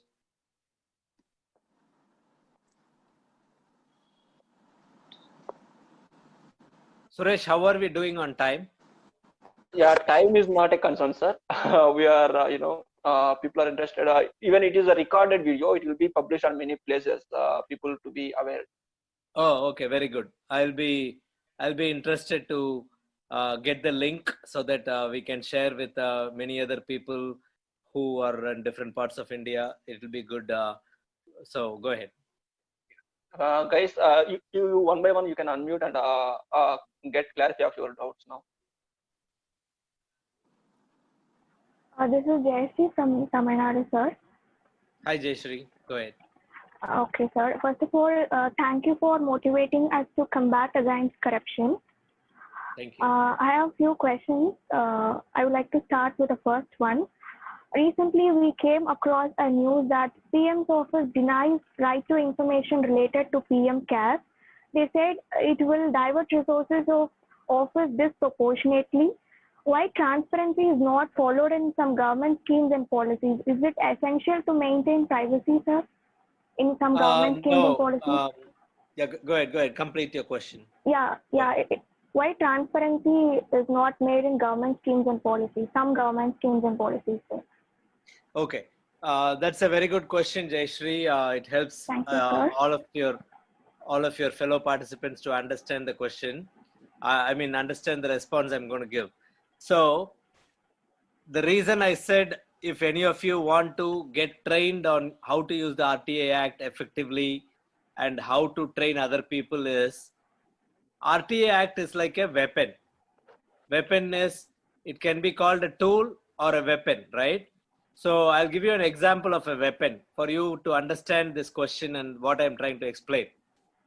In our kitchen, all of our houses in the kitchen, there is a knife. What do we use that knife for? To cut fruits and vegetables, correct? In that process, we have seen many of our elder people using the knife effectively without cutting their fingers, without injuring themselves. But we also have seen some people, the first day they go into the kitchen and not knowing how to use the knife, they will cut their finger, they'll make a cut injury, they'll be bleeding, then first aid, band-aid, all those things will happen, right? Same manner, RTA Act is a weapon. It is a tool. If we learn to use the Act effectively, for which we need to keep on using it 2 times, 5 times, 10 times, then you will become an expert in using the RTA Act. After that, the way you structure or frame your questions in your RTA petition, the PM CARE department or any department, they cannot escape from the way you ask the question. For example, I'll give you an example from my experience in Tamil Nadu. When I was working from Chennai headquarters, I worked in Tamil Nadu for 10 years, from 2007 to 2017. I traveled all across Tamil Nadu and I worked in various schools, departments, colleges, filing RTA with our team members. I'll give you some example. A bad RTA and a good RTA. I'll give you 2 examples of the same case. So, if you ask in a ration card department, I have not received my ration card. I applied last week. When will I get it? So this is. So I think somebody has a music going on. If you don't mind, please mute it. So if you ask questions like that, the 3 questions that I just shared with you are bad RTA questions. What are the questions? This person has asked, I did not get my ration card. I applied last week. When will I get my ration card?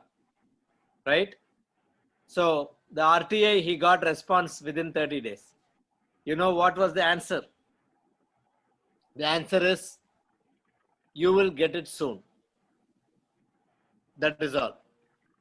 Is that satisfactory answer for any of you? I'm asking you all, everybody, all the 13 of you on the session now. Is that satisfactory answer for you from a government department? You will get your ration card very soon. No, sir. Very soon, no, sir. Everybody expects instantaneous results, sir. But we can wait patiently. So you want a specific date, right? Yeah, correct, sir. So if you want a specific date, how can you how can you frame the question? You tell me, Jayashree. If you ask, Like, when will I get it? They will say you will get it very soon. But we want a specific date before which you will get your ration card. So what kind of question can you ask?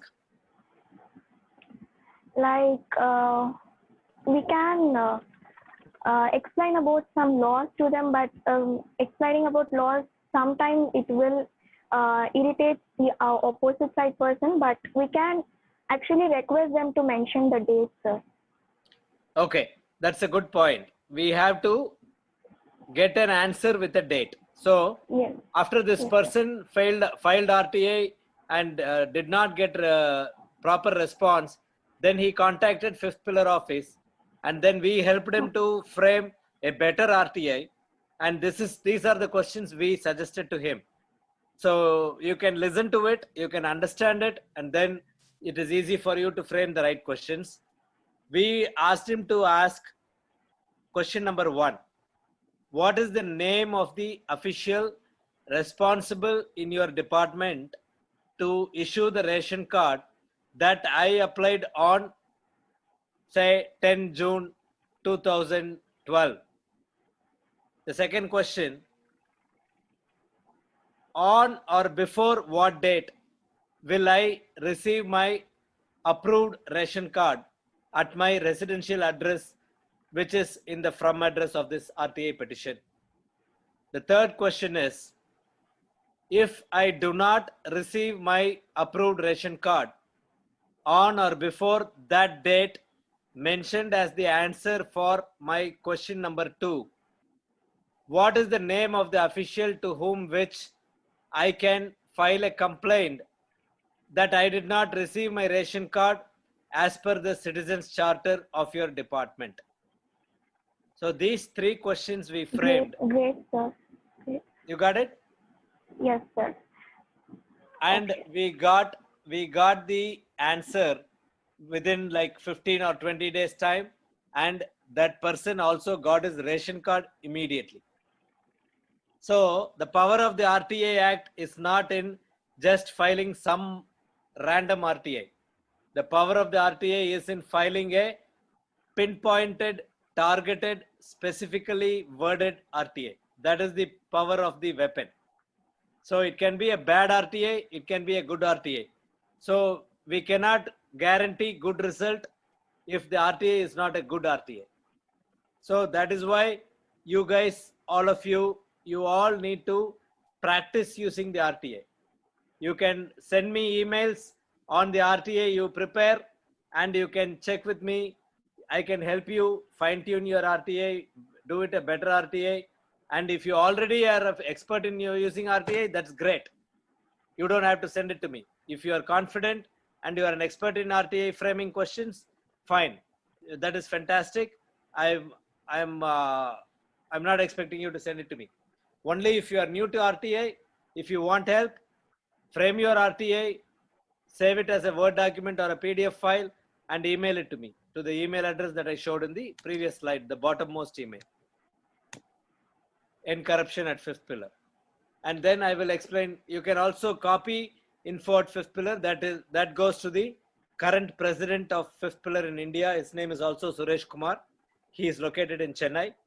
Or you can copy both of us. Sir, actually, the PM CAS office denies providing information to Central Information Commission itself, sir.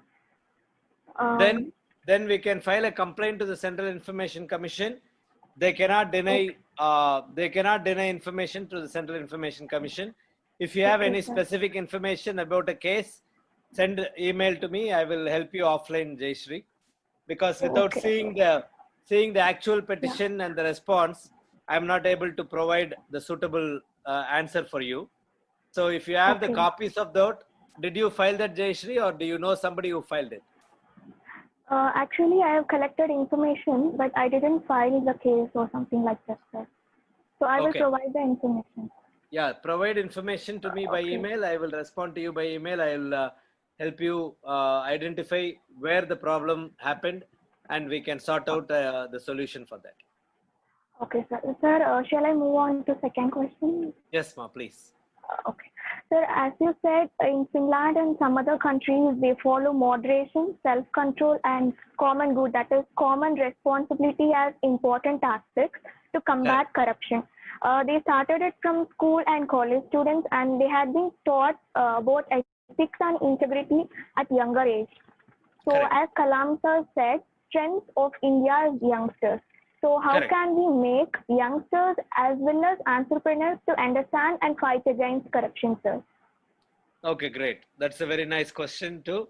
So I'm going to save your question. I'm going to save the answer for your question after I listen to a couple more questions. Maybe somebody has similar question in the similar direction. So I'm going to answer together because this is a very important question. I'm sure everybody has this question in their mind because you started first, you asked the question. I'm going to answer this as a common answer after a few more questions. Okay, Jayashree? Okay, sir. Sir, recently I read about a real instance story in Wikipedia which you have shared. One auto rickshaw driver gave a policeman a Zero Rupee Note who asked for money. People who are economically backward, they will be strong as well as innocent. So how did you make every single person who are illiterate to understand about anti-corruption and what we can do from our side, sir? Okay, great. Sounds good. And So could you please also tell about what made you think like to start Fifth Pillar organization? It will inspire every one of us, sir, if you share the experience. I will do that, Jayashree. I'll do that certainly. Thank you. Thank you, sir. I have made Thank you note so of much. all the three questions. Number one Thank you, is, sir. yeah, I remember all those questions. So we will talk about them in detail. Yeah. Thank you so much, sir. Thank you for the clarification, sir. Thank you, Jayashree. I appreciate your questions. So Yeah. who has the question? Next question. Madhava Reddy. Yeah, Madhava, please go ahead. Yeah. Actually, we can do on online actually through just I want to add one point and same I want to share my experience. I could not able to get the proper information, so I seek your advice in this regard. Actually, we can pay online, so we can pay through our debit card or credit card, whatever it may be. So that is, I think, missed in the slide actually. So you can add it. Meanwhile, actually, I put one RTI like to central government that I know very well more than 20 to 25,000 youth are dying due to droning every year in India. So I want exact figure. Due to what? Droning, like not knowing swimming and they are dying with drowning. Yeah, okay, drowning. Okay. Drowning, the water tragedies. Okay. Due to water tragedies. So that is just because of they did not learn the swimming at tender age. That is one of the reasons. So if we know the figures, so that we can ask state government to encourage swimming or construct some kind of pools at mandal level or block level, so that in that way we can encourage people to learn swimming. So I want that information, but I put to central government home ministry especially. RTA, but they have sent to different departments. Finally, I did not get anything. Okay. They were keep on informing me. They sent to HRD, they sent to Kendriya Vidyalaya, and the information is transferred such a way that they understood about facilities rather than how many died actually. I straight away asked Home Ministry that how many people were dying due to water tragedies because of not knowing swimming. Okay. Simple question I asked, but they forward to different department. But I fed up and I left actually. Just I left it actually. Okay, I'm trying to understand. So you asked the question RTA to who? Which PAO of which department in which city? No, it's a central government. Through online, I asked actually. Central government, which department did you ask? Home Ministry. You asked the Home Ministry about how many people died because of drowning in all over India? Yes. Okay, so what did they say? Apparently, from the information that you shared with me, I am only thinking they will not have that information because So many people who were. Every death is recorded. I think, I hope so. If whether normal death or whatever death is. See, every death is recorded. Every death is recorded, but after the death occurred, you won't know if that person knew swimming or did not know swimming. That information. No. It's a like that. The reason for the death is also recorded. See, the reason for the death will be recorded as drowning. Yes, I asked only drowning only, not swimming. I asked only drowning the deaths. Actually, I asked only drowning deaths due to drowning. Right. So I have seen cases where drowning has happened even to people who know swimming. So I'm trying to understand what your those are very rare actually. Those could be like that when the water gush is there or floods are there. Those are very less actually comparatively. Like selfie, they take the nearby water selfies and they fall into the canals, these and that. Most of the I can say for example, if you say 100 deaths are there, there can be 90 not knowing swimming, maybe 10 like water gushing or flooding or something, maybe the reason. Okay, I understand. So in my opinion, the data of deaths in a particular with a particular reason will be available in the respective districts, state headquarters, and I don't know if it is available in the Home Ministry. If it is available, they will provide you. They have to provide you. If you want to share the RTA that you filed to my email, remember I showed the email in the previous slide. Okay. So this is the email in the bottom. Okay. So if you want to share the RTA that you filed for the Home Ministry, let me take a look and then we will discuss it offline by email. I will email to you in response to that. I'll check it up in the mail actually. Long back I did it. Even I have replies also. I kept all the things aside actually. Yeah, whatever you have, share it with me and I will take a look and then we will discuss it by email, Madhava. Okay. Thank you, Madhava. Thank you for doing that so far. And it looks like you are already involved and interested in it. Good job, and we'll keep in touch. Okay. Thank you. Okay. Anybody else have a question?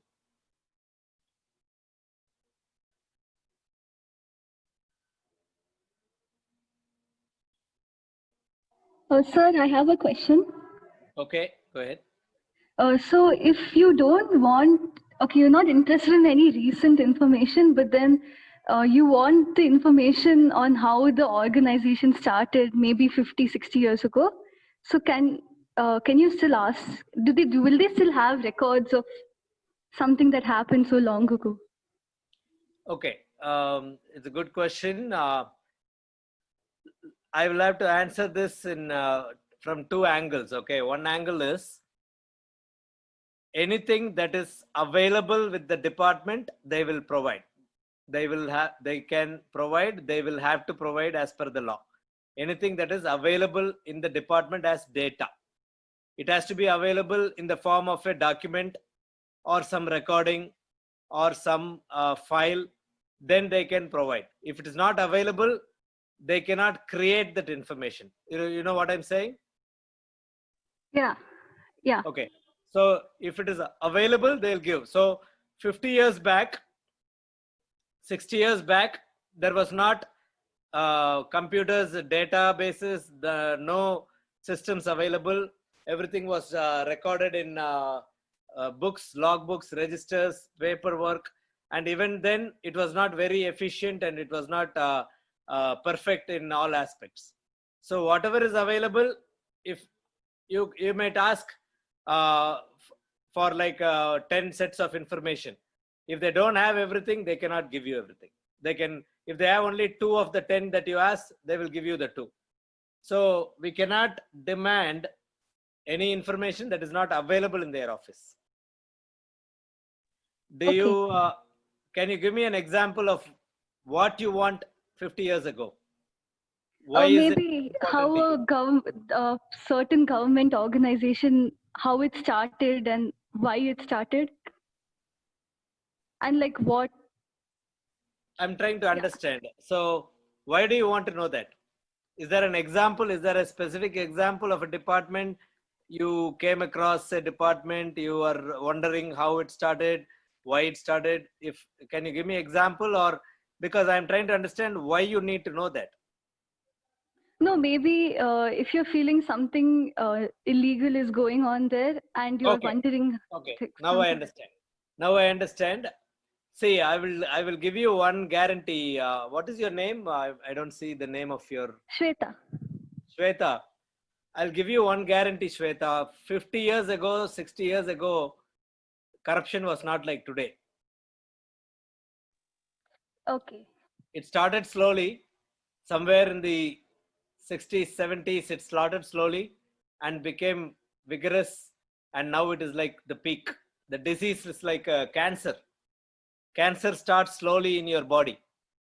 If you say lung cancer, brain cancer, whatever cancer, it starts slowly in the body. Then if you leave it untreated, uncontrolled, then it becomes bad problem all over the body. Right? Yeah. That is how corruption is. It started somewhere in the 60s and 70s. When we got independence, there was no corruption because everybody was happy with freedom. Everybody was trying to live happily. Then slowly corruption started somewhere. So what I'm trying to say is, in today's India, I can understand your question. What is happening? They are creating a smaller department in a larger department because they want to plunder public money, tax money. So that way I understand your question. So 50 years ago, if something started, if you think it is not productive department, it is a department existing but waste of time, waste of people's effort, salary, if that is the way you're thinking or looking about it, you can ask what was the purpose of formation of this department, on what date was this department started, what was the agenda, what was the mandate. You need to use words like that. You need to use words that they will look at as serious words coming from an Indian citizen, as opposed to simple plain words, because that way they will know that you are serious. So you can ask, you can use words like, what is the mandate of the department when it was originally formed? If the word mandate means what are the legal requirements that were supposed to happen through that department. So like that you can ask, does this department have a citizens charter? Citizens charter, I'll give you an example of what a citizens charter is. When we buy a washing machine or a television, it comes with a instruction manual, a booklet, right? Do you get a booklet with any of these? Yeah. Yes. So the citizens charter, for you all to easily understand, is like a user manual for the department, for the public. Do you understand the difference, the comparison? Yes, sir. Yes. Okay. So remember the word citizens charter. Every department has to have a citizens charter. So in the RTI, you can ask, can I have a copy of the citizens charter of your department? Okay. When they send you a copy, that will have all the procedures, the fees involved, the timeline, deadline, what is the systematic stages involved in delivering a service to a citizen. All of this will be laid out in the citizens charter. So if you ask for citizens charter of the department and when it was formed, who formed it, what year, what ministry is responsible for governing this department, those kind of questions you can ask. Like I said, if the data is available, they will give it to you. If it is not available, they will say, we have data only from 34 years or 38 years. We are attached data from 38 years.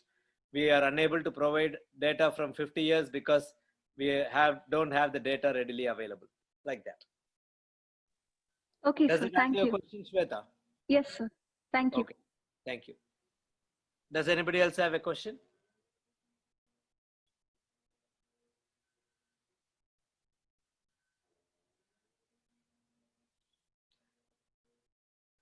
Suresh, if you want to check with others, if they have a question on your chat, if nobody has a question, then I will go to the other two questions, three questions Jayashree raised, and we can use that as a like a wrap up.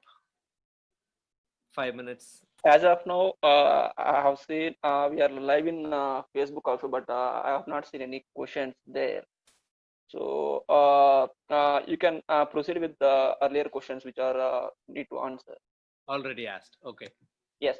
So Jayashree asked three more questions. One is she asked, what made me start this and do this? That is, I have a easy answer and a difficult answer. Which one you want, Jayashree? Both, sir. Could you please tell both, because we want to know both the difficulties and goodness, so that we will get inspired more, sir. Okay. So the easy answer is, it is a duty of every citizen of India to do what we are talking about today in this session and what Connected Indians is talking about from the date you all joined Connected Indians. It is our duty. Without every citizen doing the duty, no country can prosper, no country can become a developed country.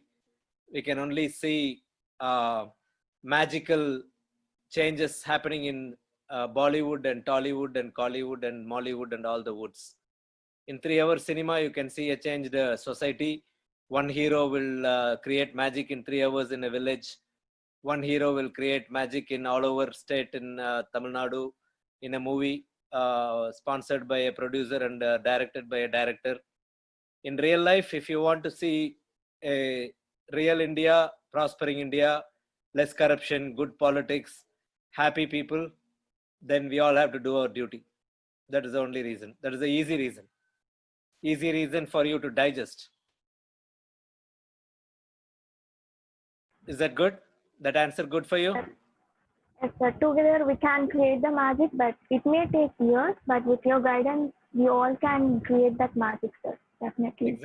Exactly. That magic can happen in real life.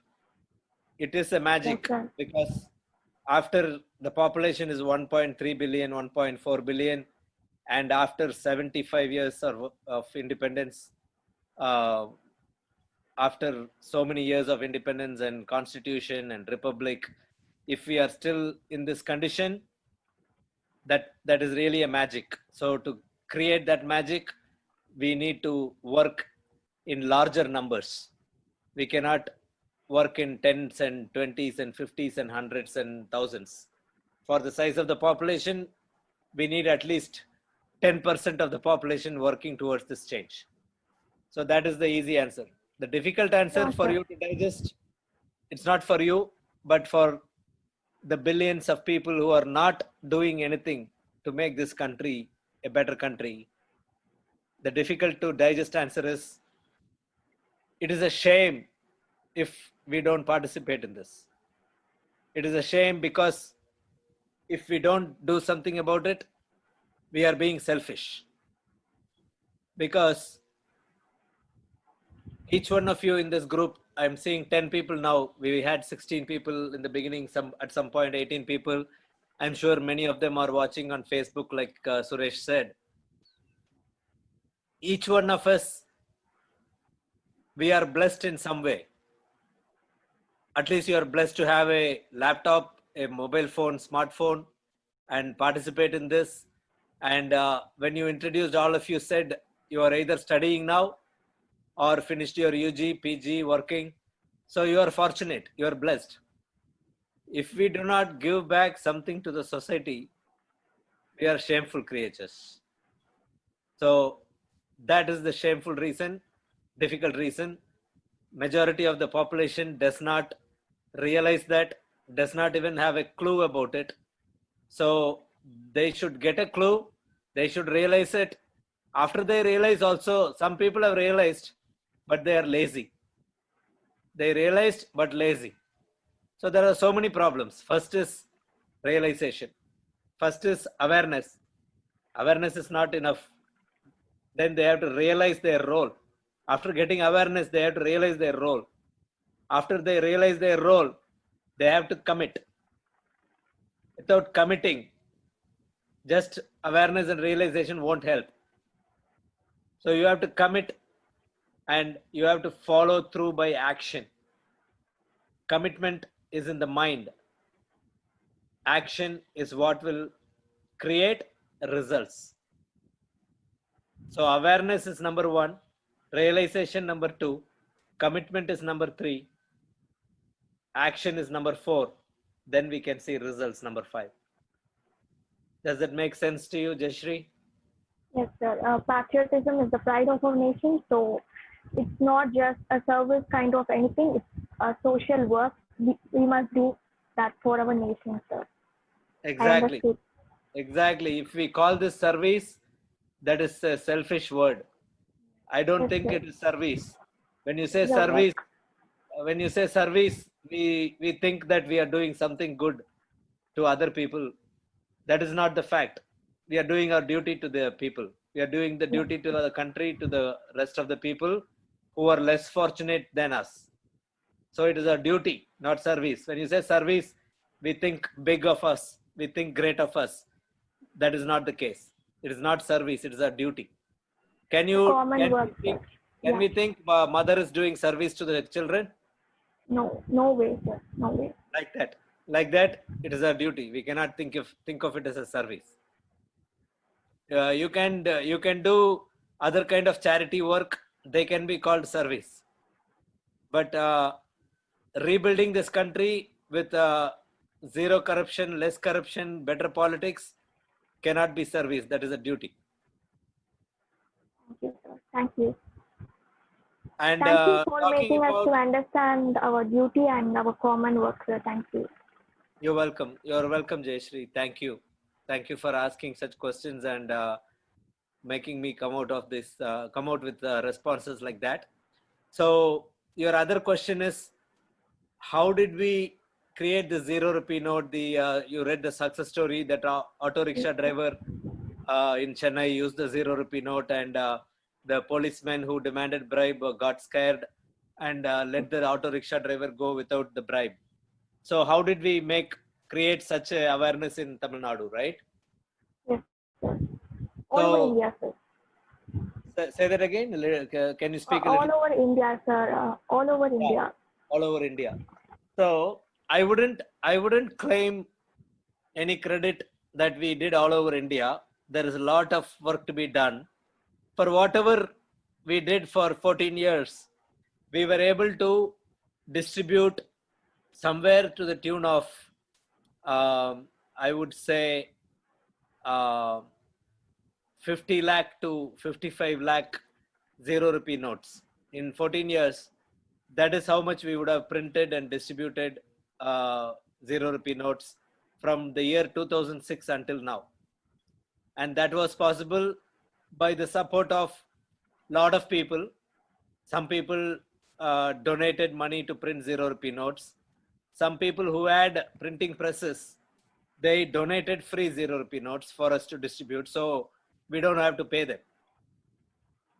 A friend introduced his friend who had a printing press in Sivakasi in Tamil Nadu, and that printing press in Sivakasi, they provided us 3 lakh Zero Rupee notes, 2 lakh Zero Rupee notes free of cost, and that motivated us.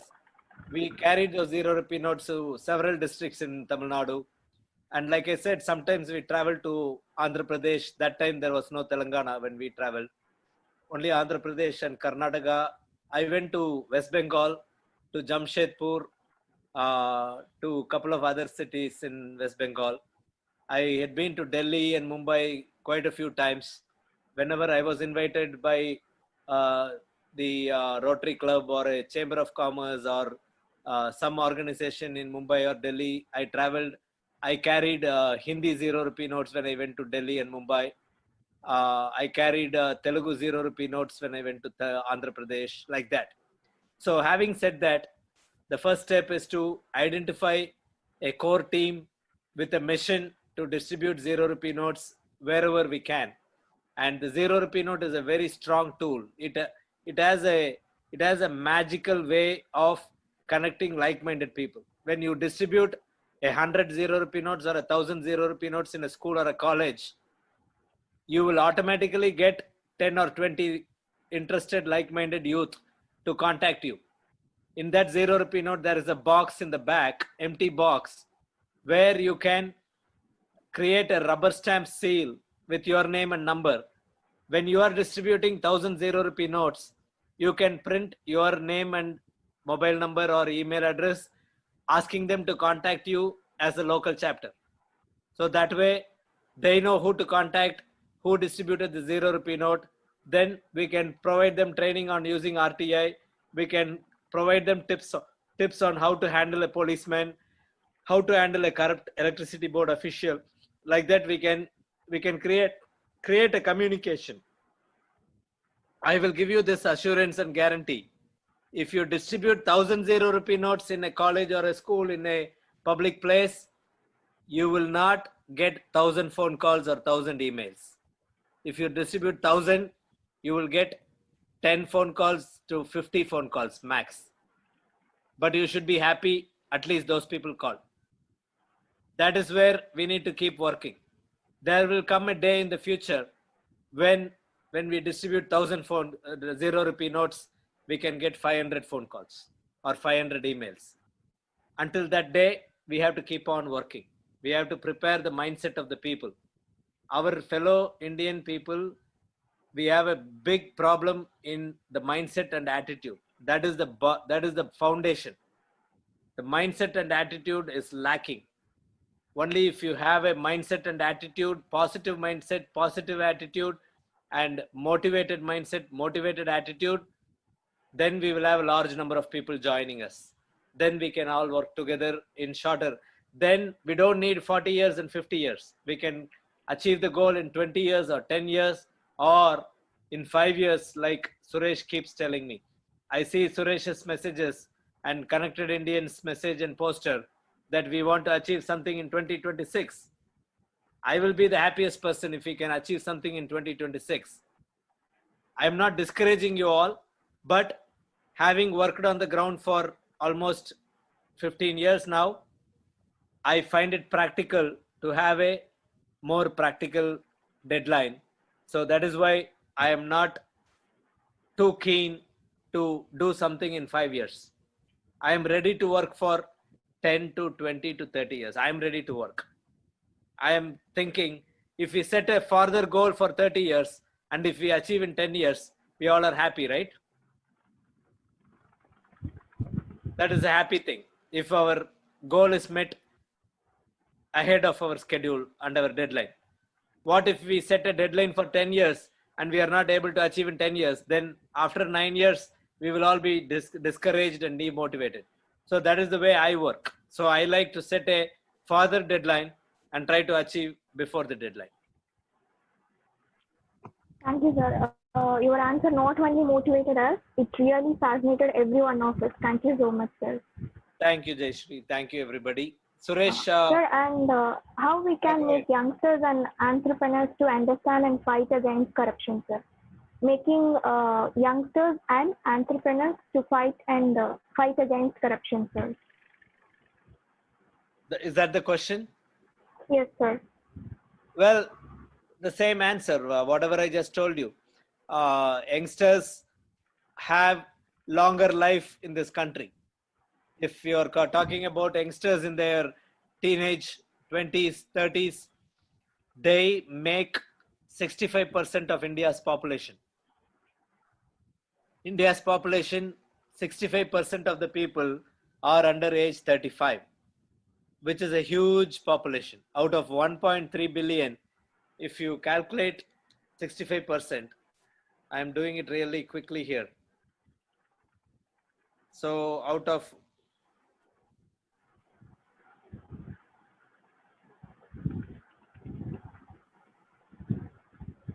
Okay, 1.3 billion, right? 65% is 84 million. So 84 million people, actually 845 million. That is like almost a billion. So if so many youth can think in the positive direction, then the grown-up people who are used to corruption, who are used to bribery, who cannot be changed, that won't matter at all. If majority of the country, the majority of the youth decide to change the state of corruption in the country, then that is the most important thing. Nothing can stop India from becoming a developed country, less corrupt country, and a progressive country. So it is very important. Youth and entrepreneurs. Entrepreneurs are mostly young people. There are senior entrepreneurs, but because the younger generation is larger in population in India, more people are entering into business and self-employment. So they also can contribute to the growth. They have creative ideas. They are very innovative. So therefore, the younger generation, including the entrepreneurs, have a very vital role in playing for the change that we are all talking about. Thank you, sir. Thank you for explaining with patience. Thank you, sir. Thank you. Thank you, Jayashree. Suresh, do you have anything to add? If you want to wrap up, unless there are other people, if you have any other questions, I am more than happy to answer. In chat, there was a question from Prajwalita New York, sir.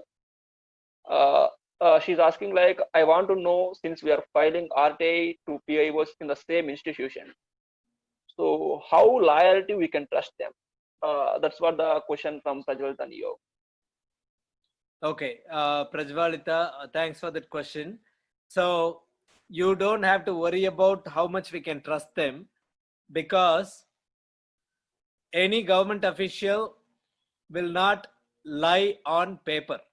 They will not give you an answer in writing if it is not true, because they know in today's world, if they provide you an answer in writing by a letter or a document or a email, it can be publicized by the citizen if the answer is found false.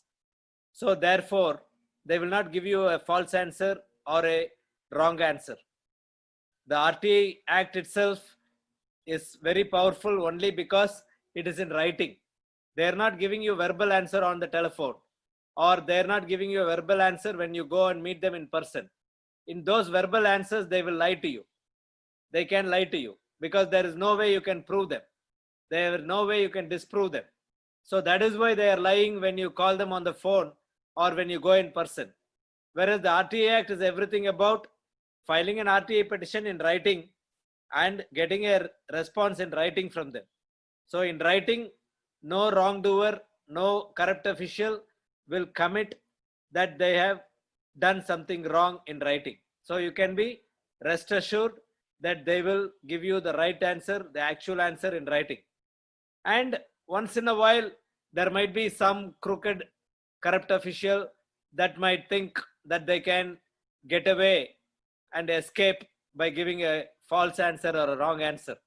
If they do, then we have additional escalation steps on how we can take that forward and bring that person to justice. So there are ways that we can talk about it. So if you have any experience filing RTI, and if you got any false information or untrue information, then feel free to share that information with me by email.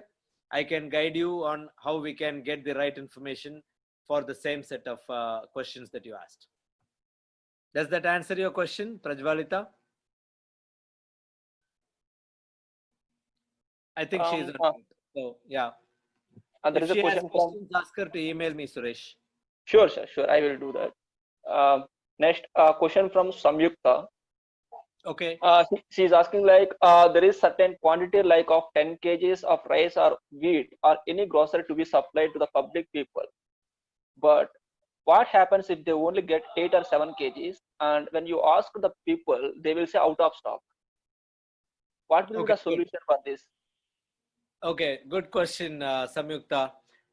These kind of things, in our 14 years of working in Tamil Nadu, we have come across real life experience like this several times.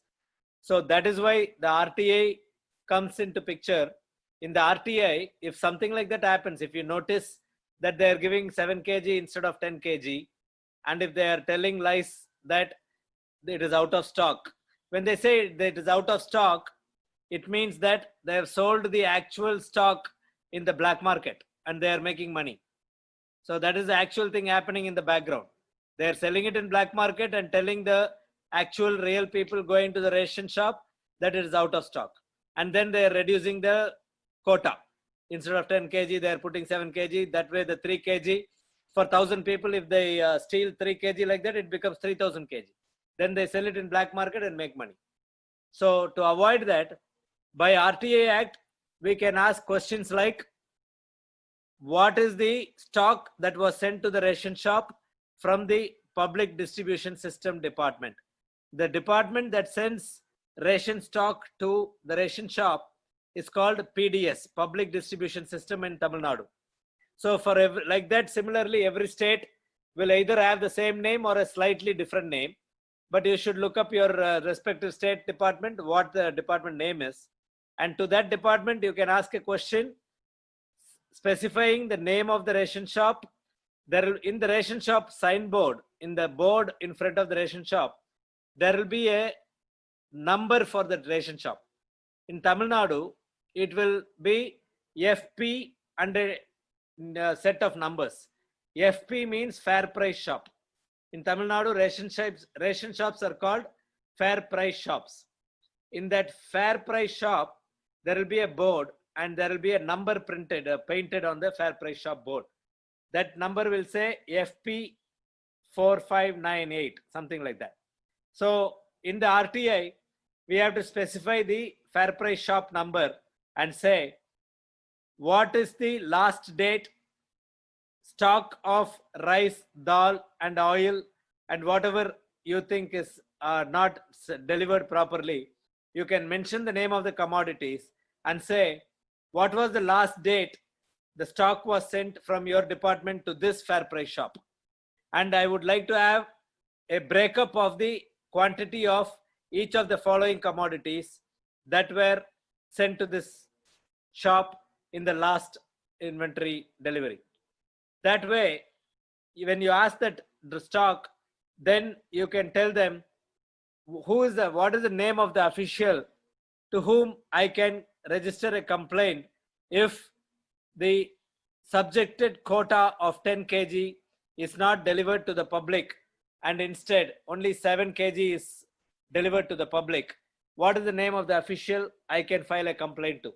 If you ask questions like this, immediately the public distribution official will call that fair price shop and warn them by telling them there is an RTI Act petition coming with the fair price shop number and somebody is watching you. Somebody is noticing this malpractice that you are doing. So you better stop this and give them 10 kgs. So here we will be achieving two results. Result number one, the people who are getting only 7 kg will start getting 10 kg properly because they will be scared. Somebody is watching, somebody has filed RTI. So if they don't stop the problem from happening, that will go to the press, that will go to higher officials. That fear will be there in their mind. So if they don't stop, we will do exactly that only. We will go to the press with this data. We will go to the press with some videos that our public are taking from the ration shop. We will escalate it to the higher official of the public distribution system. So all this we will do, and that corrupt official, corrupt employee will be scared because everybody will do this wrongdoing, malpractice, cheating, stealing, all this they will do only as long as it is in the dark, only as long as nobody asks question. If we start asking question, they will be scared. And if you ask question 10 times, they'll be scared more. And if 2-3 times it appears in the press, in the media, in the television, in the newspaper, then they will be afraid more. And when we keep on doing this repeatedly, then at one point they will become tired. They will stop doing this completely. And people who go for government jobs will not go for government jobs with the intention of taking bribe. They will go only to government jobs to serve the public. That day will come only if we keep on working and putting the pressure on them by asking repeatedly questions. then they will be scared to do bribery and corruption in the department. Does that answer your question, Samyukta? Sir, thank you so much, sir. Actually, I am from Tamil Nadu and we could see more of cases like this happening. So that's why I want to end up, I asked the question with you. Thank you for the answers, sir. I'm very satisfied with your answers. Okay, Samyukta. If you have time and interest to volunteer, contact our Chennai office. There is a staff, her name is full-time staff, her name is Sandhya. And there is also a operations coordinator, his name is Sumit.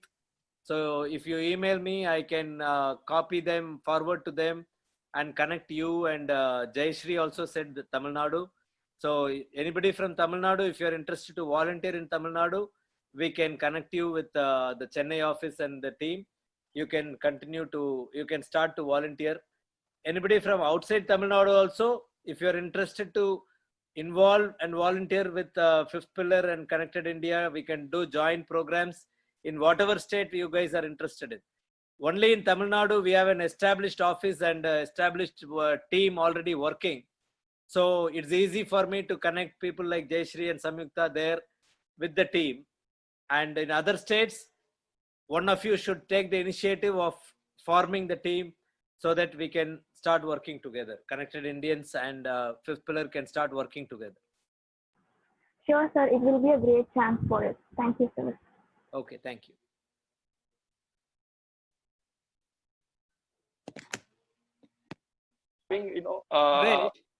Yes, sir.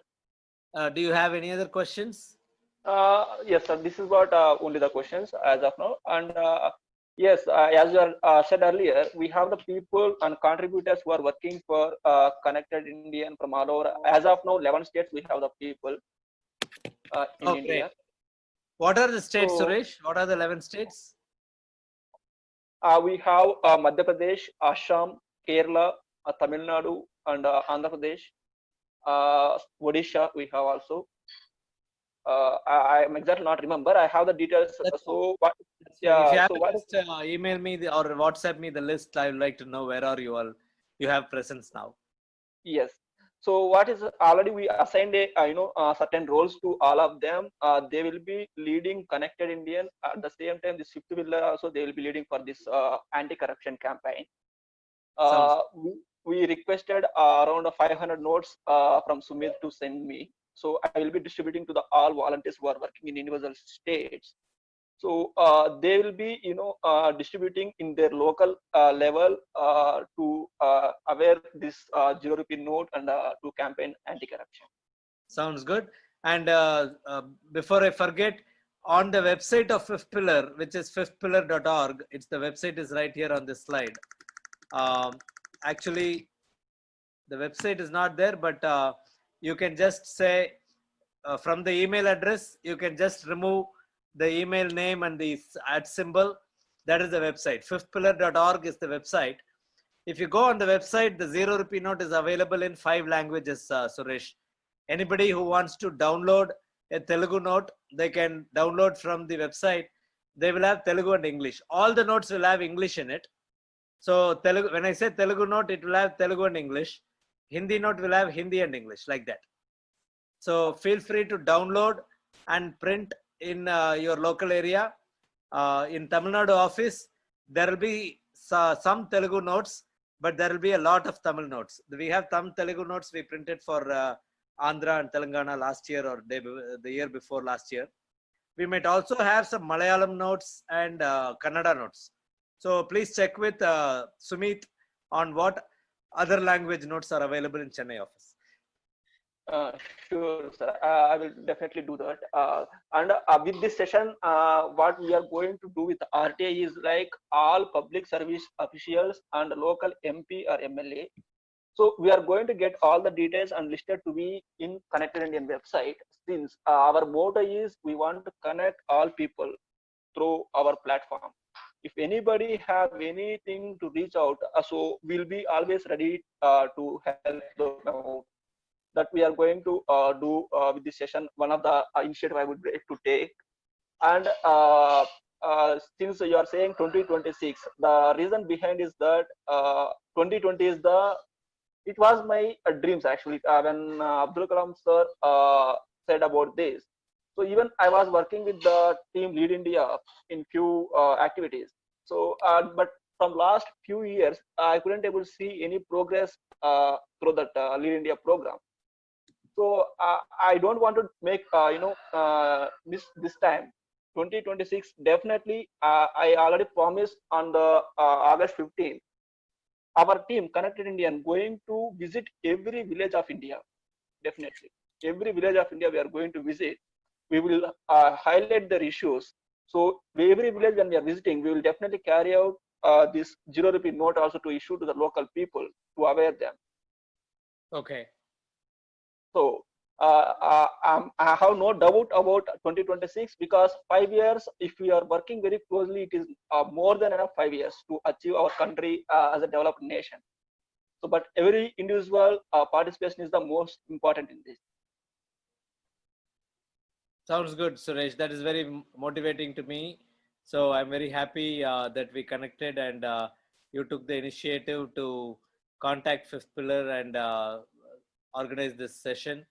It is really a very fruitful and positive connection that we have made through this program. So I'm looking forward to do more and work more together. Only reason is that I heard and I have seen many activities very long back about this Zero Rupee Note and all.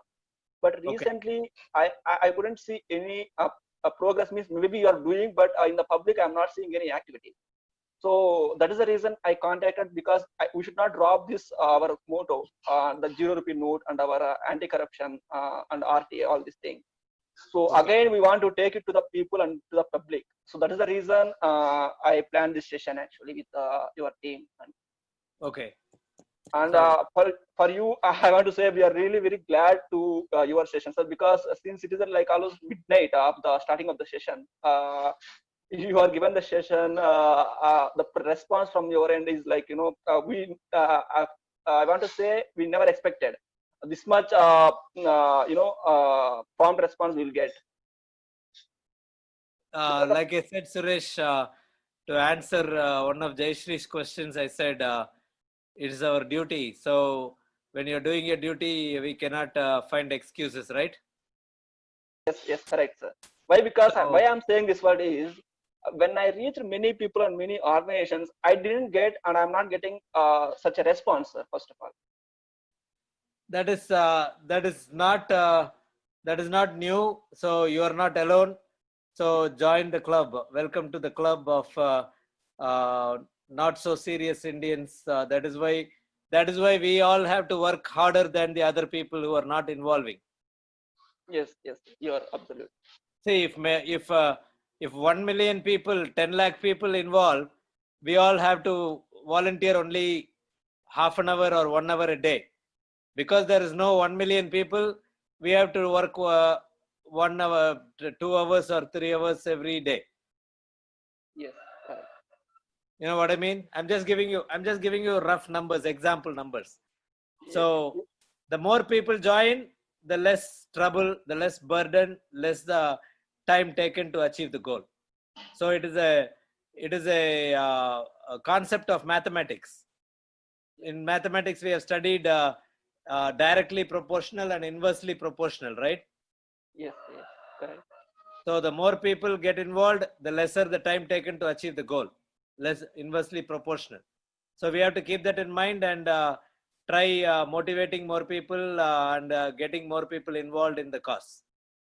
Yes, sir. So that is the reason our platform has designed in 6 unique topics, sir, to reach the people. We designed a total 6 topics like arts and crafts, culture, tradition, education, technology, politics, and our all 6 topics we are going to connect people on this platform.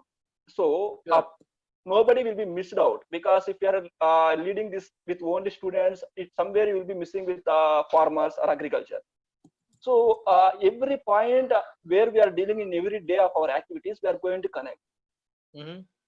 So it will be very easy to connect with them, and we can lead our aim as soon as we decided.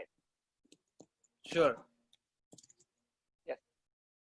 Sure. Thank you very much. And on the chat window, I just shared my email address and my WhatsApp number. So if anybody wants to get in touch with more questions or clarifications on how to use RTA more effectively, or any of these college program, I have another presentation for college and school programs. So that also at some point I can share with you all.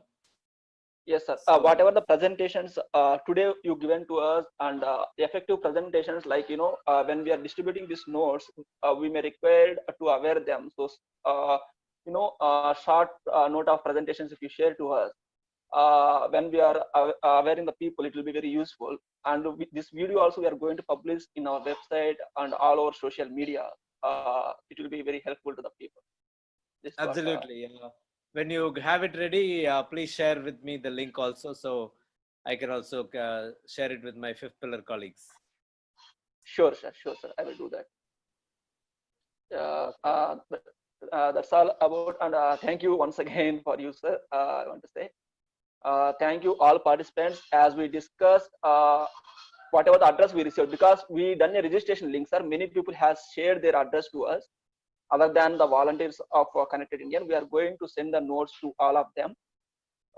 So look forward, and we'll be looking a good positive outcome out of it. Great. Thank you, Suresh, and thank you, everyone. Remember, Gandhi or Netaji or Bhagat Singh won't be born again to come and save India from what is happening. So each one of you should start imagining that you are Jhansi Rani, you are Gandhi, you are Netaji, you are Balagangadhar Tilak, like that. We only have to become them. We cannot expect them to come down again from heaven to start working towards a good India. So everyone has the potential, everyone has the power to become a leader, and remember that always. And another thing to remember is, it will be a thankless job. Nobody will come to you and say thank you for doing this. Nobody will come to you and give you appreciation or credit or a certificate for this. So if you are getting discouraged or demotivated or upset about anything, that is why we are all here for each other. We have to support each other, encourage each other, motivate each other, and keep on going. So having said that, thank you, everybody. You all have a good day, and looking forward to be in touch and work with each one of you. Bye, Suresh. Bye, everybody. Thank you, sir.